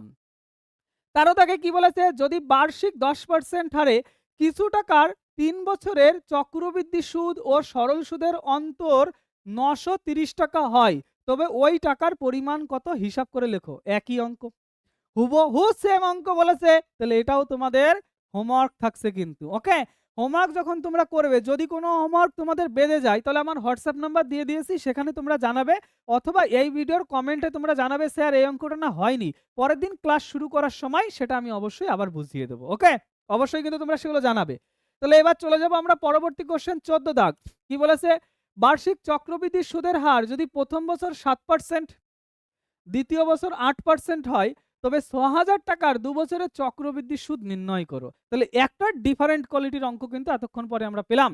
তুমি কিছু টাকা ব্যাংকে রেখেছো, প্রথম বছর তোমার ব্যাংক ৬% সুদ দেবে, দ্বিতীয় বছর প্রথম বছর ৭% সুদ দেবে এবং দ্বিতীয় বছর সেটা দেবে 8%। তাহলে ৬০০০ টাকার জন্য ২ বছর পরে গিয়ে তুমি কত টাকা চক্রবৃদ্ধি সুদ পাবে? দেখো অঙ্কটা যেমনই হোক না কেন লজিক কিন্তু সেম। তাহলে আমি এই জায়গায় একবারে ডেটাটা লিখে নিই যে আসল কত বলে দেওয়া আছে, আসল বলে দেওয়া আছে আমার ৬০০০ টাকা, আসল ইজ ইকুয়াল টু ৬০০০ টাকা। ওকে, ৬০০০ টাকা। প্রথম বছরের সুদ, প্রথম বছরের সুদ, বছরের সুদের হার, সুদের হার সেটা কত? 7%। দ্বিতীয় বছরের সুদের হার, দ্বিতীয় বছরের সুদের হার সেটা কত? 8%। আমি ডাইরেক্ট এই জায়গায় অ্যান্সার লিখছি, কিন্তু ডাইরেক্ট লিখছি ২ বছর পর সমূল চক্রবৃদ্ধি, সমূল চক্রবৃদ্ধি। কিভাবে অঙ্কটা করছি খেয়াল করবে, ডিফারেন্ট কোয়ালিটির অঙ্ক, সেই একই সূত্র, পি, পি কত? ৬০০০ ইন্টু 1 প্লাস আর, আর কত? 7/100 লিখলাম। এটা কত বছরের জন্য? ১ বছরের জন্য। ভালো করে অঙ্কটা বুঝবে, বলেছে প্রথম বছরেই শুধুমাত্র 7%, তার মানে কিন্তু 7% ১ বছরই আমি পাবো, তাই মাথায় কিন্তু ১ লিখবো, ১ না লিখলেও চলে। পরের বছরের জন্য আবার হিসাব করছি, 1 প্লাস পরের বছরের সুদের হার কত? ৮, এই যে ৮ বসিয়ে দিলাম, নিচে বসিয়ে দিলাম ১০০। এটাও শুধু কিন্তু দ্বিতীয় বছরেই পাবো, অন্য কোনো বছরে পাবো না, তার মানে ওটাও কিন্তু ক্যালকুলেশন ১ বছরের জন্য, তাই এর মাথায় ১ লেখা উচিত, সেই একটা আমি লিখছি না। তাহলে কি বললাম কতটা? P into 1 plus R by 100, এটা প্রথম বছরের সুদের হার বসালাম, আবার 1 প্লাস আর বাই 100 দ্বিতীয় বছরের সুদের হার বসালাম। তাহলে মুদ্রা কথা কি বুঝলাম আমরা, যদি সুদের হার চেঞ্জ হয়, প্রতি বছর সুদের হার চেঞ্জ হলো, বা সুদের হার চেঞ্জ হচ্ছে, ধরো 7% 2 বছর দিয়েছি, তারপরে 8% আবার 2 বছর দিয়েছি, তাহলে চেঞ্জ হলে যেমন করে চেঞ্জ হবে তেমন করে লিখবো, যত বছর সুদ দেবে তত বছর তার মাথায় লিখে দেবো। ক্লিয়ার কথাটা? P into 1 plus R by 100, এটা প্রথম বছরের জন্য 1 বছর ক্যালকুলেট করব, এটা দ্বিতীয় বছরের জন্য, তাই জন্য আর চেঞ্জ করে দিলাম, কিন্তু ওটাও শুধুমাত্র দ্বিতীয় বছরের জন্য, মানে 1 বছরই ক্যালকুলেট করব, তাই তার মাথায় আমি 1 বসিয়ে দিলাম। এবার জাস্ট এটাকে হিসাব করবো আর কিচ্ছু না। তাহলে এই যে লিখলাম ৬০০০ ইন্টু এটাকে গুণ করলে ১০৭, ১০০ কে ১০০ প্লাস ৭ মানে ১০৭, নিচে রইল ১০০, ১০০ কে ১০০ প্লাস ৮ মানে ১০৮, নিচে রইল আমাদের ১০০। তাহলে এই জায়গায় দুখানা শূন্য, দুখানা শূন্য কেটে দিলাম, একটা শূন্য, একটা শূন্য কেটে দিলাম। ওকে, নিচে রয়েছে ১০, ওটাকে কিন্তু আর আমি গুণ টুন করবো না, কাটাকাটি করব না। তাহলে আমার পরে রয়েছে ৬ গুণ ১০৭ গুণ ১০৮, সেটাই আমি এই জায়গায় লিখছি, ৬ গুণ ১০৭ গুণ ১০৮, আর নিচে রয়েছে আমাদের শুধুমাত্র ১০। তাহলে আমরা গুণ করে নিই, যদি গুণ করে নিই এই জায়গায় এটাকে একবারে গুণ করে নিচ্ছি, ৬ 7 ৪২, আর ৬ 6 আর ১০৮, তাহলে ৮ গুণ করলে ৮ গুণ ১৬ থেকে আমাদের ৮ 1, আর এটা হলো 4 32 থেকে 33 থেকে 3, আর 6 48 আর 3 হয় আমাদের ৫১, তাহলে একটা ০ ০ ০ বসিয়ে দিলাম, আর জায়গা হচ্ছে ২, এর জায়গা ৪, এর জায়গা ৬, ৬ ৩ ৩, আর জায়গা থেকে ৯, আর এর জায়গা থেকে ৬, তাহলে অ্যানসার হলো 69336, এক ঘর আগে দশমিকটা বসিয়ে দিলাম, এক ঘর আগে। বোঝা গেছে? তাহলে এত টাকা হলো আমার ২ বছরের সমূল চক্রবৃদ্ধি। তাহলে যদি সুদের হার প্রতি বছর পরিবর্তন হয়, পরিবর্তন হলে যেমন করে পরিবর্তন হবে তেমন করে শুধু সংখ্যাটা চেঞ্জ করে লিখে দেবো। বোঝা গেছে কথাটা কি? তাহলে আমাদের জিজ্ঞাসা করেছিল ২ বছরের চক্রবৃদ্ধি সুদ কত, ২ বছরের চক্রবৃদ্ধি সমূল পেলাম আমরা এটা। আসল কত বলে দেওয়া ছিল? আসল বলে দেওয়া ছিল ৬০০০। তাহলে সমূল চক্রবৃদ্ধি থেকে আসল যদি বাদ দিয়ে দিই তাহলে সেটাই হবে আমাদের সুদ। তাহলে এই জায়গায় আমি লিখছি যে অতএব ২ বছরের চক্রবৃদ্ধি সুদ, চক্রবৃদ্ধি সুদ। আচ্ছা, এই যে সাইডের হিসাবটা আমি মুছে দিই একটু। চক্রবৃদ্ধি সুদ কত, এর থেকে শুধুমাত্র আসলটা বাদ দিয়ে দেবো। তাহলে আসল যদি বাদ দিয়ে দিই, এই যে লিখছি 6933.6 মাইনাস কত ৬,০০০, তাই না? তাহলে এটা যদি বাদ দিয়ে দিই এত টাকা, তাহলে পড়ে রইল কত 933.6। ওই 6 কে অনেক সময় 60 লেখে, পয়েন্টের পরে দশমিকের পরে যদি শূন্য দিই বা না দিই ওটা কোনো ম্যাটার করে না। তাহলে 933.60 টাকা হলো আমাদের চক্রবৃদ্ধি সুদ। ওকে, তাহলে এই ছিল আমাদের 14 নম্বর কোশ্চেন। ভালো করে দেখে নাও, একদম সিম্পল কোশ্চেন, কোনো জটিলতা এর মধ্যে নেই। বুঝে গিয়েছো নিশ্চয়ই? তাহলে এগিয়ে যাবো সামনের দিকে। এবার 15 নম্বর কোশ্চেন। দেখো বলেছে বার্ষিক চক্রবৃদ্ধি সুদের হার যদি প্রথম বছরে 5%, দ্বিতীয় বছরে 6% হয়, তাহলে 5,000 টাকার 2 বছরের চক্রবৃদ্ধি সুদ নির্ণয় করো। একই অঙ্ক, হুবহু সেম কথা বলেছে। তাহলে এটা তোমাদের হোমওয়ার্ক থাকছে কিন্তু। ওকে, চলো এগিয়ে যাবো সামনের দিকে। সেম অঙ্ক থাকলে আমি কিন্তু হোমওয়ার্ক দিয়ে দেবো। এগিয়ে যাবো সামনের দিকে। পরবর্তী যে কোশ্চেনটা রয়েছে সেটা কি বলেছে, কোনো নির্দিষ্ট পরিমাণ মূলধন 1 বছরের সরল সুদ 50 টাকা। তাহলে 1 বছরের জন্য সরল সুদ কত বলেছে? 50 টাকা বলেছে। এবং 2 বছরের জন্য সরল চক্রবৃদ্ধি সুদ বলেছে 102 টাকা। তাহলে 1 বছরের সরল সুদ 50 টাকা আর 2 বছরের চক্রবৃদ্ধি সুদ বলে দেওয়া আছে 102 টাকা। তাহলে মূলধনের পরিমাণ এবং বার্ষিক সুদের হার নির্ণয় করো। খুব গুরুত্বপূর্ণ অঙ্ক। এই অঙ্কটা তুমি ইউটিউবে সার্চ করলে বিভিন্ন স্যার বিভিন্ন রকম করাবে, কিন্তু আমি এই অঙ্কটা একটা ইউনিক পদ্ধতিতে তোমাদের শেখাবো, একদম ইজি। তোমরা মানে অঙ্কটা দেখবে, নিজের মাথায় ক্যালকুলেশন করবে, হঠাৎ করে দেখবে উত্তর বেরিয়ে গেছে। ইউনিক পদ্ধতি, শেখো, একদম মন দিয়ে শেখো কিন্তু এটা। তোকে এই জায়গায় কি বলেছে, যে আমাদের বলে দেওয়া আছে 2 বছরের চক্রবৃদ্ধি সুদ 102 টাকা আর 1 বছরের সুদ 50 টাকা। তাহলে ভাবো তো, সরল সুদ কিন্তু কোনোদিন পরিবর্তন হয় না, পরিবর্তন হয় শুধুমাত্র চক্রবৃদ্ধি সুদ, তাই তো? তাহলে 1 বছরে যদি আমি 50 টাকা পাই, তাহলে দ্বিতীয় বছরেও আমার 50 টাকা পাওয়া উচিত ছিল। তাহলে 2 বছর মিলে মোট হওয়া উচিত ছিল কত? 100 টাকা। কিন্তু ওরা বলেছে 102 টাকা হয়ে গেছে। তাহলে এই যে 2 টাকা বেশি হয়েছে, এই 2 টাকা বেশি কেন হয়েছে? এই লজিকটাই আগে বোঝো। এই 2 টাকা বেশি হয়েছে এই কারণেই, আমার যে আসলটা ছিল সেই আসলের সঙ্গে এই সুদটা যুক্ত হয়েছে। যুক্ত হয়ে দ্বিতীয় বছরে আমার 50 টাকা হওয়া উচিত ছিল, কিন্তু হয়েছে কত? দ্বিতীয় বছরে নিশ্চয়ই 52 টাকা হয়েছে। সেই জন্য এই দুটোর যোগফল হয়েছে আমাদের কত? 102 টাকা। তাই তো? রিপিট করছি কথাটা কি, যে আমাদের প্রথম বছরে সুদ 50 টাকা সরল সুদ, তাহলে দ্বিতীয় বছরে সরল সুদ 50 টাকাই হওয়া উচিত ছিল। তাই দুজনের যোগফল হওয়া উচিত ছিল 100 টাকা, কিন্তু সেটা না হয়ে দ্বিতীয় বছরে হয়েছে 52 টাকা। তার জন্য আমাদের মোট যোগফল হয়েছে 102 টাকা। এই যে প্রথম বছরে তো 50 টাকাই ছিল আর দ্বিতীয় বছরে হয়েছে 52 টাকা, তাই মোট যোগফল হয়েছে 102 টাকা। এখন এই 52 টাকা কেন হলো? 50 টাকা না হয়ে 52 টাকা কেন হলো? আসল যে পরিমাণ ছিল প্রথমে প্রাথমিক অবস্থায়, আসল এরকম একটা ছিল মনে করো, তার সুদ কিন্তু তুমি 50 টাকাই পেয়েছো, কিন্তু এই অতিরিক্ত 2 টাকা কেন পেয়েছো? এই লজিকটা ভালো করে বোঝো। এই অতিরিক্ত 2 টাকা তুমি এই কারণেই পেয়েছো যে এই 50 টাকা সুদটা দ্বিতীয় বছরে ওটা আসলের সঙ্গে যুক্ত হয়ে গেছে। তাহলে এই 50 টাকার তো তুমি সুদ পাবে।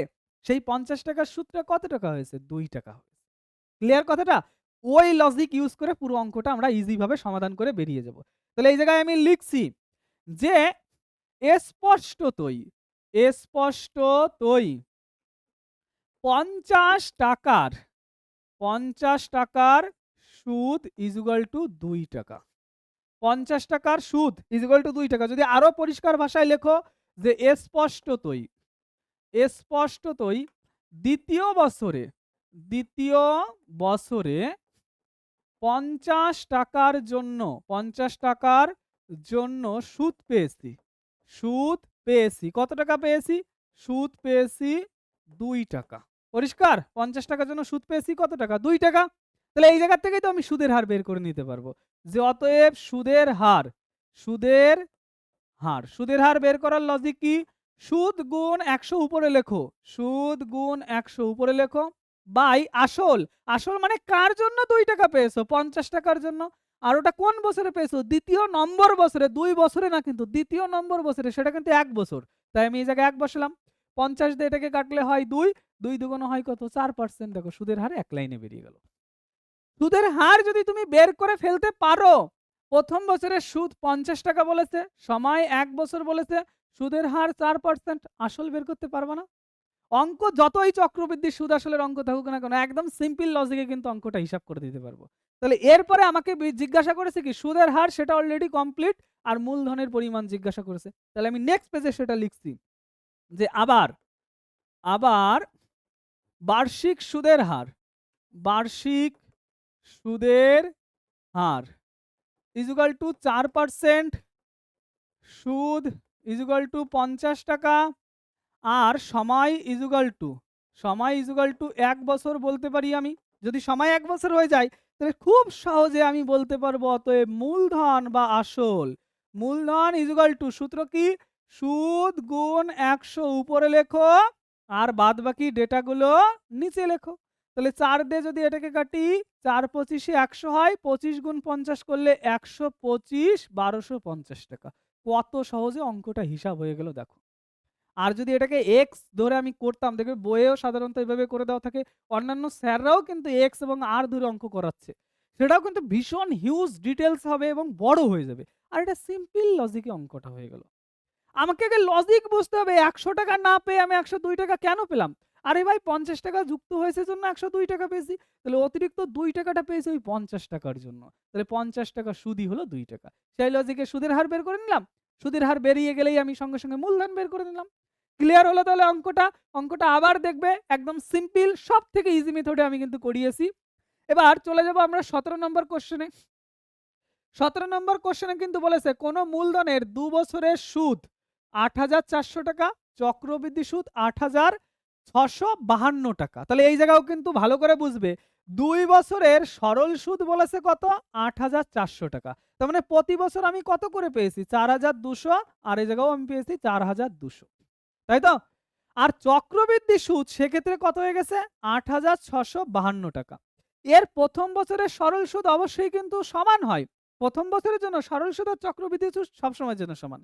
তাহলে প্রথম বছরে পেয়েছি ৪,২০০ টাকা, আর দ্বিতীয় বছরে আমি কত পেয়েছি, ৪,৪৫২ টাকা পেয়েছি। তাহলে এই অতিরিক্ত 252 টাকা, তাই তো? এই জায়গায় আমার পাওয়া উচিত ছিল কত, 4,200, কিন্তু 4,452। তার মানে অতিরিক্ত 252 টাকা আমি কার জন্য পেয়েছি, অতিরিক্ত 252 টাকা নিশ্চয়ই আমি এর জন্য পেয়েছি। তাহলে বলতে পারি এর 1 বছরের সুদ হলো এটা, সেখান থেকে সুদের হার বের করে নিতে পারবে। এর 1 বছরের সুদ এটা, যেটা আগের বার বোঝালাম। তাহলে 1 বছরের সুদ এটা যদি হয়, সুদের হার আমরা বের করতে পারবো। সুদের হার যখনই বেরিয়ে যাবে তখন এই যে 2 বছরের সুদ এইটা, সময় 2 বছর, সুদ এটা, আর সুদের হার তুমি বের করে নিয়েছো মামুনি, তাহলে তুমি মূলধন বের করে নিতে পারবা। তাহলে এটা কিন্তু তোমার হোমওয়ার্ক থাকছে, আমি কিন্তু বুঝিয়ে দিয়েছি। যদি না পারো কমেন্টে জানাবে, আমি আবার পরের ক্লাসের আগে কিন্তু এটা আলোচনা করে দেব। ক্লিয়ার হলো? তাহলে এটা ছিল 17 নম্বর কোশ্চেন। চলে যাবো 18 নম্বর কোশ্চেন। 18 নম্বর কোশ্চেনে কি বলেছে, 6 মাস অন্তর দেয় বার্ষিক 8% চক্রবৃদ্ধি হার সুদে ৬০০০ টাকার 1 বছরের চক্রবৃদ্ধি সুদ নির্ণয় করো। কোনো কঠিন ব্যাপার না, সিম্পল অঙ্ক। শুধুমাত্র কি আমি বলেছিলাম, যখন কোনো সুদ বের করতে দিচ্ছে আর সুদের হার কিসে বলে দেওয়া আছে সেই দুটো আগে খেয়াল করতে হবে। এই জায়গা কিন্তু সুদের বলেছে 6 মাস পরে পরে টাকা দেবে, কিন্তু সুদের হার বলেছে বার্ষিক। তাহলে এই বছরটাকে আমি 6 মাসে কনভার্ট করে নেব। কি যুক্তিতে কনভার্ট করব, বার্ষিক সুদের হার, বার্ষিক সুদের হার, সুদের হার 8% হলে, অর্থাৎ 12 মাসে 8% দেয়, তাহলে 6 মাসে সুদের হার কত হবে, একদম সহজ ভাষা, 6 মাসে সুদের হারের অর্ধেক হবে নিশ্চয়ই 4%। বার্ষিক সুদের হার যদি 8% হয় তাহলে 6 মাসের সুদের হার কত হবে, 4%। আর এই জায়গায় আমরা রয়েছে কি বলেছে, 1 বছরের সুদ নির্ণয় করতে হবে তোমাকে। তাহলে 1 বছরে সুদ কয়বার দেবে, ভালো করে ভাবো বাবু, তুমি 6 মাসে একবার সুদ পাচ্ছ, তাহলে 1 বছরে কয়বার সুদ পাবে, 1 বছরের সুদ পাবো কিন্তু আমরা 2 বার, 1 বছরের সুদ পাবো 2 বার। একদম এইরকম করেই ভাষাটা খাতায় লিখবো, এইরকম, যাতে একদম স্যার কোনো রকম খাতা কাটতে না পারে আর স্যার জন্য ইজিলি বুঝে যায়। 1 বছরের সুদ পাবো 2 বার। আসল কত বলে দেওয়া আছে, আসল ইজুগাল টু বলে দেওয়া আছে ৬০০০ টাকা। লিখে নিলাম আসল ৬০০০ টাকা। তাহলে এবার আমি বের করব অতএব মোট সমূল, মোট সমূল, সময়টা হচ্ছে 1 বছরে বলেছে, 1 বছরে মোট সমূল চক্রবৃদ্ধি, সমূল চক্রবৃদ্ধি। তাহলে সমূল চক্রবৃদ্ধি হিসাব করার নিয়মটা কি, এই যে পি ইন্টু 1+r, এই জায়গাটাই খেয়াল করবে, এই জায়গাটা সবাই মিস্টেক করে। আর কিন্তু 8% বসাবো না, আমি কিন্তু 6 মাসের জন্য হিসাব করছি, তাহলে আর হবে 4%। এই জায়গাটা যেন ভুল না হয়, r/100 টু দি পাওয়ার টি, টি মানে কতবার দেবে, তাই তো? কতবার দেবে এই জায়গা? 2 বার। তাহলে এই যে মাথায় বসিয়ে দিলাম আমি 2। জাস্ট এটা হিসাব করে যা হবে সেটা হলো সমূল চক্রবৃদ্ধি। কোনটা যদি সুদ জিজ্ঞাসা করে আসল বাদ দিয়ে দেবো, সুদ পেয়ে যাবো। তাহলে এটাকে হিসাব করছি। তাহলে এই যে লিখছি 6000 গুণ 100 কে 100 প্লাস 4 মানে 104 বাই নিচে রইলো 100, তার রইলো স্কয়ার এত টাকা। ওকে, তাহলে আমি পরের পেজে চলে গেলাম। এই যে রইলো আমাদের 6000 আর এই জায়গায় রয়েছে কত? 104। 104 এর স্কয়ার বের করার নিয়মটা কি? 100 থেকে কত বাড়ো? 4 বাড়ো, আরো 4 যুক্ত করো 108। কত যুক্ত করেছিলে? 4। 4 এর স্কয়ার করলে কত হয়? 16। আর নিচে রয়েছে 100, 100 এর স্কয়ার করলে 100 গুণ 100 এইভাবে লিখে দিলাম। দুটো শূন্য দুটো শূন্য কেটে দিলাম, একটা শূন্য একটা শূন্য কেটে দিলাম। আর কিন্তু কাটবো না, নিচে 10 থাকলে আমি কোনো সময়ের জন্য কাটি না। তাহলে 6 দিয়ে যদি এটাকে গুণ করি 6 ছক 36, সাথে থেকে 3, 6 অক্ষে 6 আর 3 9, 6টা 48 আর 6 অক্ষে 6 আর নিচে রয়েছে 10, এক ঘর আগে দশমিক বসিয়ে দিলাম। এত টাকা হলো মোট সমূল চক্রবৃদ্ধি। ওকে, এখন আমাকে কি জিজ্ঞাসা করেছে? আমাকে জিজ্ঞাসা করেছে চক্রবৃদ্ধি সুদ নির্ণয় করো। তাহলে আসল বাদ দিয়ে দেবো। তাহলে এই জায়গায় লিখছি অতএব চক্রবৃদ্ধি সুদ। চক্রবৃদ্ধি সুদ, চক্রবৃদ্ধি সুদ মানে কত হবে? 6809.6, তার থেকে 6000 আমি বাদ দিয়ে দেবো। যদি বাদ দিয়ে দিই তাহলে সেটা কত পাবো? বাদ দিয়ে দিলে আমি এই জায়গায় পাবো হচ্ছে 489.6, আর দশমিকের পরে শূন্য দিলেও হয় না দিলেও হয়, এত টাকাই হলো চক্রবৃদ্ধি সুদ। ক্লিয়ার? তাহলে যদি কোনো সময় ভাঙা ভাঙা মাসে সুদ দেওয়া হয়, তাহলে ওই মাসের জন্য সুদের হার কত সেটা আগে নির্ণয় করে নেব। তারপর যত দূর আমাকে বের করতে বলবে তত দূরে কতবার সুদ কাউন্ট করা হবে সেটা বের করে নেব। সেটা কিন্তু মাথায় বসাবো, লজিক সব সেম। ক্লিয়ার? ক্লিয়ার? অঙ্কটা করলাম, দেখে নাও, লিখে নাও। চলো এগিয়ে যাব পরবর্তী অঙ্ক যেটা রয়েছে। বলেছে 3 মাস অন্তর সুদ দেয় 10% বার্ষিক চক্রবৃদ্ধি হার সুদে 6250 টাকার 9 মাসের চক্রবৃদ্ধি সুদ কত হবে? অঙ্কটা সম্পূর্ণ আমি কিন্তু করব না, আমি শুধু ধরিয়ে দেব, তোমরা কিন্তু বাদবাকিটা করবে। দেখো 3 মাস অন্তর সুদ দেয়, এই জায়গা বলেছে বার্ষিক সুদের হার। বার্ষিক সুদের হার কত? 10%, তাই তো? তার মানে 12 মাসে দিচ্ছে 10%।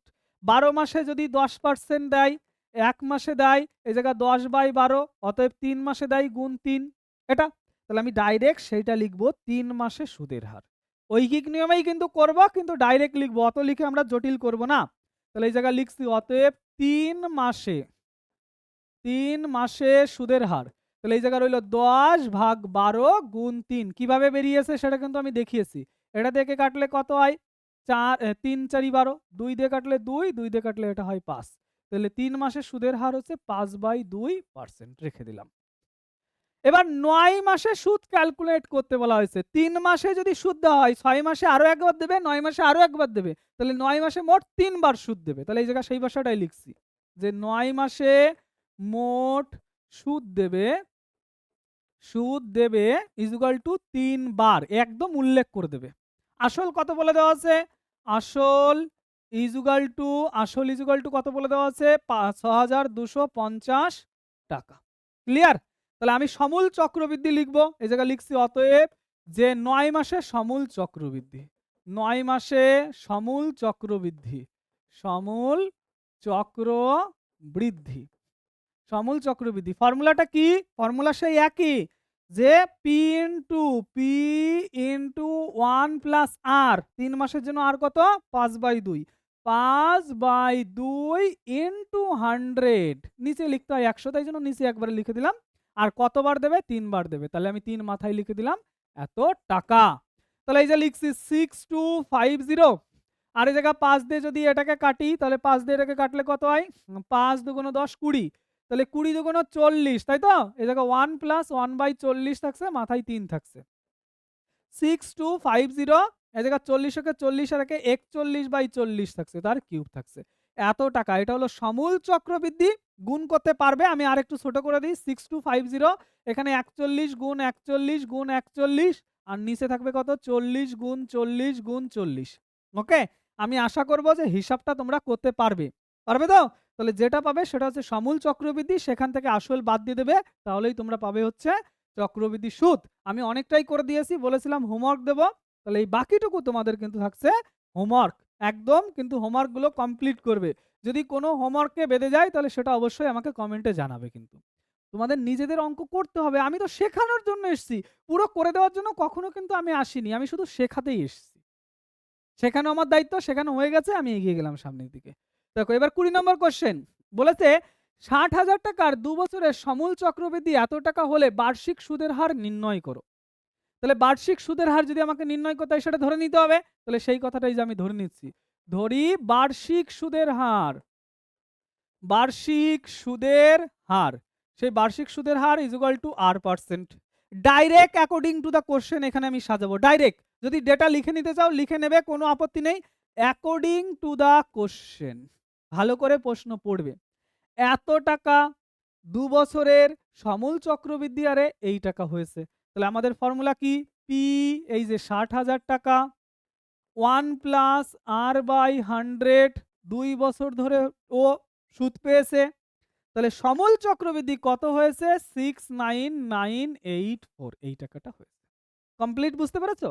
এই যে সমূল চক্রবৃদ্ধি হিসাব করেছি সেইটা ওরা এটা বলে দেওয়া আছে। তাহলে আমি এই জায়গা থেকে লিখছি এই ৬০,০০০ ওইদিকে নিয়ে যাব।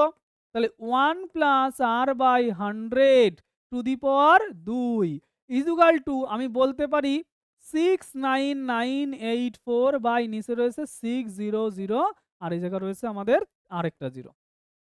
তাহলে উপরে এবং নিচে এবার 6 দিয়ে কাটাকাটি করব। যদি 6 দিয়ে কাটাকাটি করি, 6 দিয়ে এটাকে কাটলে 6 অক্ষে 6, 6 অক্ষে 6 এই জায়গা থাকে কত? 3 39, 6 ছক 36, তাহলে 2 28, তাহলে 28 হলে পরে সরি এই জায়গা কত থাকছে? 6 অক্ষে 6, 6 অক্ষে 6 3 39, তাই তো?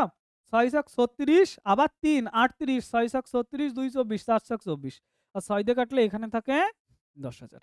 তাহলে যা পেয়েছি আমি সেটা নেক্সট পেজে কিন্তু লিখে নিচ্ছি। তাহলে এবার আমি লিখছি 1 প্লাস r/100 তার স্কোয়ার রয়েছে আর ডান দিকে রয়েছে কত? 11664 বাই নিচে রয়েছে 1000 এই 10,000। এবার দেখো তো এই সংখ্যা থেকে ব্রেনের মধ্যে কোনো কিছু উকি দিচ্ছে নাকি? এই জায়গায় রয়েছে 116 64, 116 64 দেখে মনে হচ্ছে না 108 তার স্কোয়ার। 108 100 থেকে কত বড়? 8 বড়। আরো 8 যুক্ত করলে 108 হয় আর 8 এর স্কোয়ার হয় 64। তাহলে আমি ইজিলি দেখেছো? ওই ট্রিক যদি তোমরা জানো তাহলে অঙ্ক কত সহজ হয়ে যাবে। দেখো এটা কার স্কোয়ার? 108 বাই 100 তার কিন্তু স্কোয়ার। দুই দিক থেকে স্কোয়ার যদি আমি তুলে দিই 1 প্লাস r/100 একবারে লসাগুই করে দিই এর ভিতরে যদি আমি লসাগু করে দিই, লসাগু করে দিলে কত হয় সেটা? এই জায়গায় 100 লসাগু হলো 100 প্লাস r, তার উপর থেকে স্কোয়ার তুলে দিলাম, ওই দিক থেকে স্কোয়ার তুলে দিলাম, ডান দিকে রইল 108 বাই 100 ঘেচাংখু করে দিলাম। তাহলে 100 plus r is equal two 108 পড়ে রইল, 100 ওইদিকে নিয়ে গেলে বিয়োগ হলে শুধুমাত্র 8। এই হয়ে গেল অ্যান্সার। তাহলে বার্ষিক সুদের হার কত পার্সেন্ট হবে? 8%। সেটা কিন্তু উত্তর লিখবে ফাইনাল অ্যান্সারটা। তাহলে বার্ষিক সুদের হার 8%। এই হলো অঙ্ক। কত ইজি। তাহলে ওই ট্রিকটা যদি তোমরা জানো তাহলে অঙ্ক কিন্তু খুব ইজি হয়ে যাবে। 20 দাগ হয়ে গেল। দেখে নাও, যদি কোনো প্রশ্ন থাকে সেটা অবশ্যই মতামত কমেন্টে জানাবে। 21 দাগ বার্ষিক 8% চক্রবৃদ্ধি হার সুদে কত বছরে 40,000 টাকার মূল চক্রবৃদ্ধি সমূল চক্রবৃদ্ধি এত হবে? ওই জায়গায় মূল হয়েছে, কথাটা পড়েনি, টাইপিং মিস্টেক হয়ে গেছে ওটা। তাহলে একই কত টাকার জিজ্ঞাসা করেছে, তাই তো? 40,000 টাকার সমূল চক্রবৃদ্ধি এত হবে। কোন কি জিজ্ঞাসা করেছে? বার্ষিক চক্রবৃদ্ধি হার সুদে কত বছরের সময় জিজ্ঞাসা করেছে। সময় যদি জিজ্ঞাসা করে তাহলে আমি এই জায়গায় ধরে নেব, ধরি সময় ইজ ইকুয়াল টু টি বছর বা এন বছর, এইভাবে লিখে নিলাম এন বছর। ওকে, এন বছর যদি হয় তাহলে আমি according to the question direct লিখবো। অ্যাকর্ডিং টু দ্য কোশ্চেন কি? যে 40,000 টাকা সেই টাকাটা 1 প্লাস 8% হারে বেড়েছে আর এন বছর পরে গিয়ে সেটা হয়েছে কত?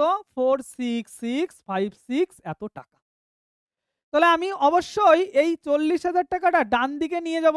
40,000 টাকা যদি ডান দিকে নিয়ে যাই, এই জায়গা ভিতরে লসাগু করছি, লসাগু করলে 108 হয় বাই নিচে রয়েছে 100 whole to the power n is equal to 46656 by নিচে রয়েছে 40,000। 4 দিয়ে কাটলে এটা হয় কত? 10,000। 4 দিয়ে কাটলে 4 অক্ষে 4 আর এই জায়গা 4 অক্ষে 4 2 26 4 ছক 24 2 25 4 ছক 24 4 4 16, তাই তো? তাহলে পড়ে রয়েছে যে সংখ্যাটা সেটা আমি পরের পেজে লিখছি 108 বাই নিচে রয়েছে 100 whole to the power n আর ডান দিকে রয়েছে 116 64 বাই নিচে রয়েছে 10,000। গন্ধ পাচ্ছ কিসের? গন্ধ কি পাচ্ছ কিছুর? আগের অঙ্কটা করেছিলাম যখন, এই উপরে 116 64 ট্রিকটা কত গুরুত্বপূর্ণ ভালো করে দেখো। 116 64 কে কি লেখা যায়? 116 64 কে লেখা যায় 108 তার স্কয়ার, আর নিচেরটাকে লেখা যায় 100 তার স্কয়ার। দুদিক থেকে আমি এই ভিতরের সংখ্যা যেহেতু সমান রয়েছে, আমরা সেই সূচকের চ্যাপ্টারটা পড়ব। ভিতরের সংখ্যা সমান থাকলে পাওয়ার দুটো কি হয়ে যায়? পাওয়ার দুটো কিন্তু সমান হয়। তাহলে n = কত হবে? 2। তাহলে কয় বছর পরে কি ওটা পেয়েছিল? 2 বছর পরে কি পেয়েছিল? বুঝেছো লজিকটা? তাহলে আমরা অ্যানসার লিখে দেব। অতএব 2 বছর পরে এই টাকা হয়েছিল, বা অ্যানসারটা হলো 2 বছর পরে ওটা সমূল চক্রবৃদ্ধি হয়েছিল। অ্যানসারটা লিখে দেবে। তাহলে এই ছিল আমাদের 21 নম্বর কোশ্চেন। ওকে, 22 নম্বর কোশ্চেন কি বলেছে? যে বার্ষিক শতকরা কত চক্রবৃদ্ধি হার সুদে 10,000 টাকা 2 বছরের সমূল চক্রবৃদ্ধি এইটা হবে তা হিসাব করে লিখি। তাহলে এই জায়গায় আমাদের জিজ্ঞাসা করেছে কি? চক্রবৃদ্ধি সুদের হার নির্ণয় করো। তাহলে আমরা ধরে নিচ্ছি সুদের হার বার্ষিক অবশ্যই, ঠিক আছে, = 8%, r%। তাহলে অ্যাকর্ডিং টু দ্য কোশ্চেন কি সাজাবো? সমূল চক্রবৃদ্ধি = ওইটা। তাহলে সেটাই আমি সাজিয়ে দিচ্ছি। অ্যাকর্ডিং টু দ্য কোশ্চেন = 10,000 টাকা, সেটা 1 + r/100 = কত হয়েছে? 12100 এই টাকা হয়েছে। তাহলে আমি এই জায়গায় লিখছি, যদি ভিতরে লসাগু করি 100 + r বাই নিচে রয়েছে 100 whole to the power 2 = 12100 by নিচে রয়েছে আমাদের 10,000। দুইখানা শূন্য দুইখানা শূন্য কেটে দিলাম। কেটে দিলে পড়ে থাকে 121 বাই 100। 121 মানে 11 এর স্কয়ার লেখা যায়, আর 100 কে কিন্তু লেখা যায় আমাদের কি নাকি 10 এর স্কয়ার, তাই তো? এটা রয়েছে আমাদের বাঁদিকে, আর ডান দিকে 121 বাই 100 রয়েছে। আরে ভাই 121 কার স্কয়ার? 11 এর স্কয়ার লেখা যায় না? তাই আমি এটাকে লিখলাম 11 এর স্কয়ার, আর নিচেরটাকে লেখা যায় 10 এর স্কয়ার। তাহলে 11 বাই 10 তার স্কয়ার লিখলাম। দুদিক থেকে স্কয়ার স্কয়ার তুলে দিলাম। তুলে দিলে আমার পড়ে থাকে কত? 100 + r বাই নিচে রয়েছে আমাদের 100। 11 বাই 10 একখানা শূন্য একখানা শূন্য ঘেঁচাঙ্কু করে দিলাম। কোনাকুনি গুণ করলে 100 + r = এইদিকে গুণ করলে 110 হয়। 100 ওইদিকে নিয়ে গেলে বিয়োগ করলে কত হয়? শুধুমাত্র 10 হয়। শুধুমাত্র 10 হয়। 110 থেকে 100 বিয়োগ করলে 10 হয়। তাহলে অ্যানসার কত হলো? r = 10%। তাহলে সেটাই তো আমাদের জিজ্ঞাসা করেছিল, সুদের হার কত হবে? 10% হবে। ক্লিয়ার? তাহলে এগিয়ে যাব সামনের দিকে, দেখে নাও অঙ্কটা একদম সিম্পল। তাহলে আমি চলে যাব এবার 23 নম্বর কোশ্চেন। বার্ষিক 10% চক্রবৃদ্ধি হার সুদে কত বছরে এত টাকা সমূল চক্রবৃদ্ধি এত হবে? তাহলে এটাও তোমাদের আমি হোমওয়ার্ক দিয়ে দিচ্ছি। হোমওয়ার্ক, ওকে? দেখো, এই হোমওয়ার্ক করার সময় একটা কথা মনে রাখবে, 11 এর কিউব হয় 1331। যদি কোনো জায়গায় 1331 পাও তাহলে বুঝবে সেটা কিন্তু 11 এর কিউব হবে। ওকে, একটু ওটা লিখে নিও, নোটটা কাজে লাগতে পারে কোনো কোনো জায়গায়।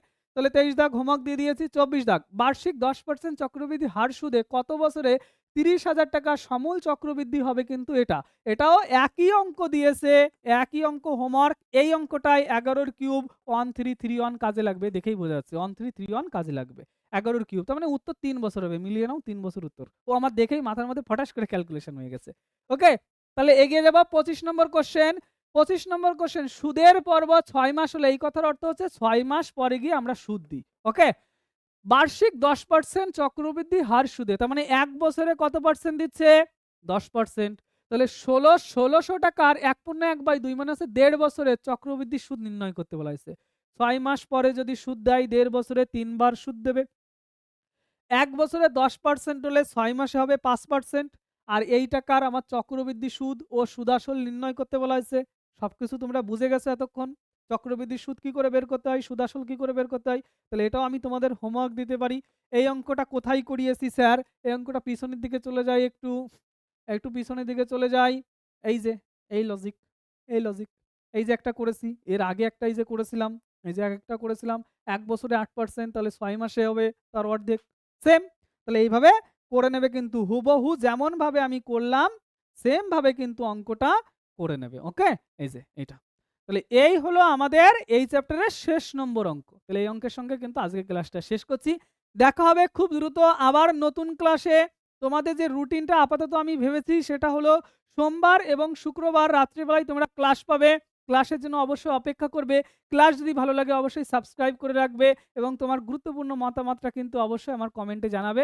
কারণ তোমার কমেন্ট কিন্তু আমাকে বারবার উৎসাহিত করবে তোমাদের আরো ভালো করে পড়ানোর জন্য। টাটা, বাই বাই, সবাই ভালো থেকো, সুস্থ থেকো।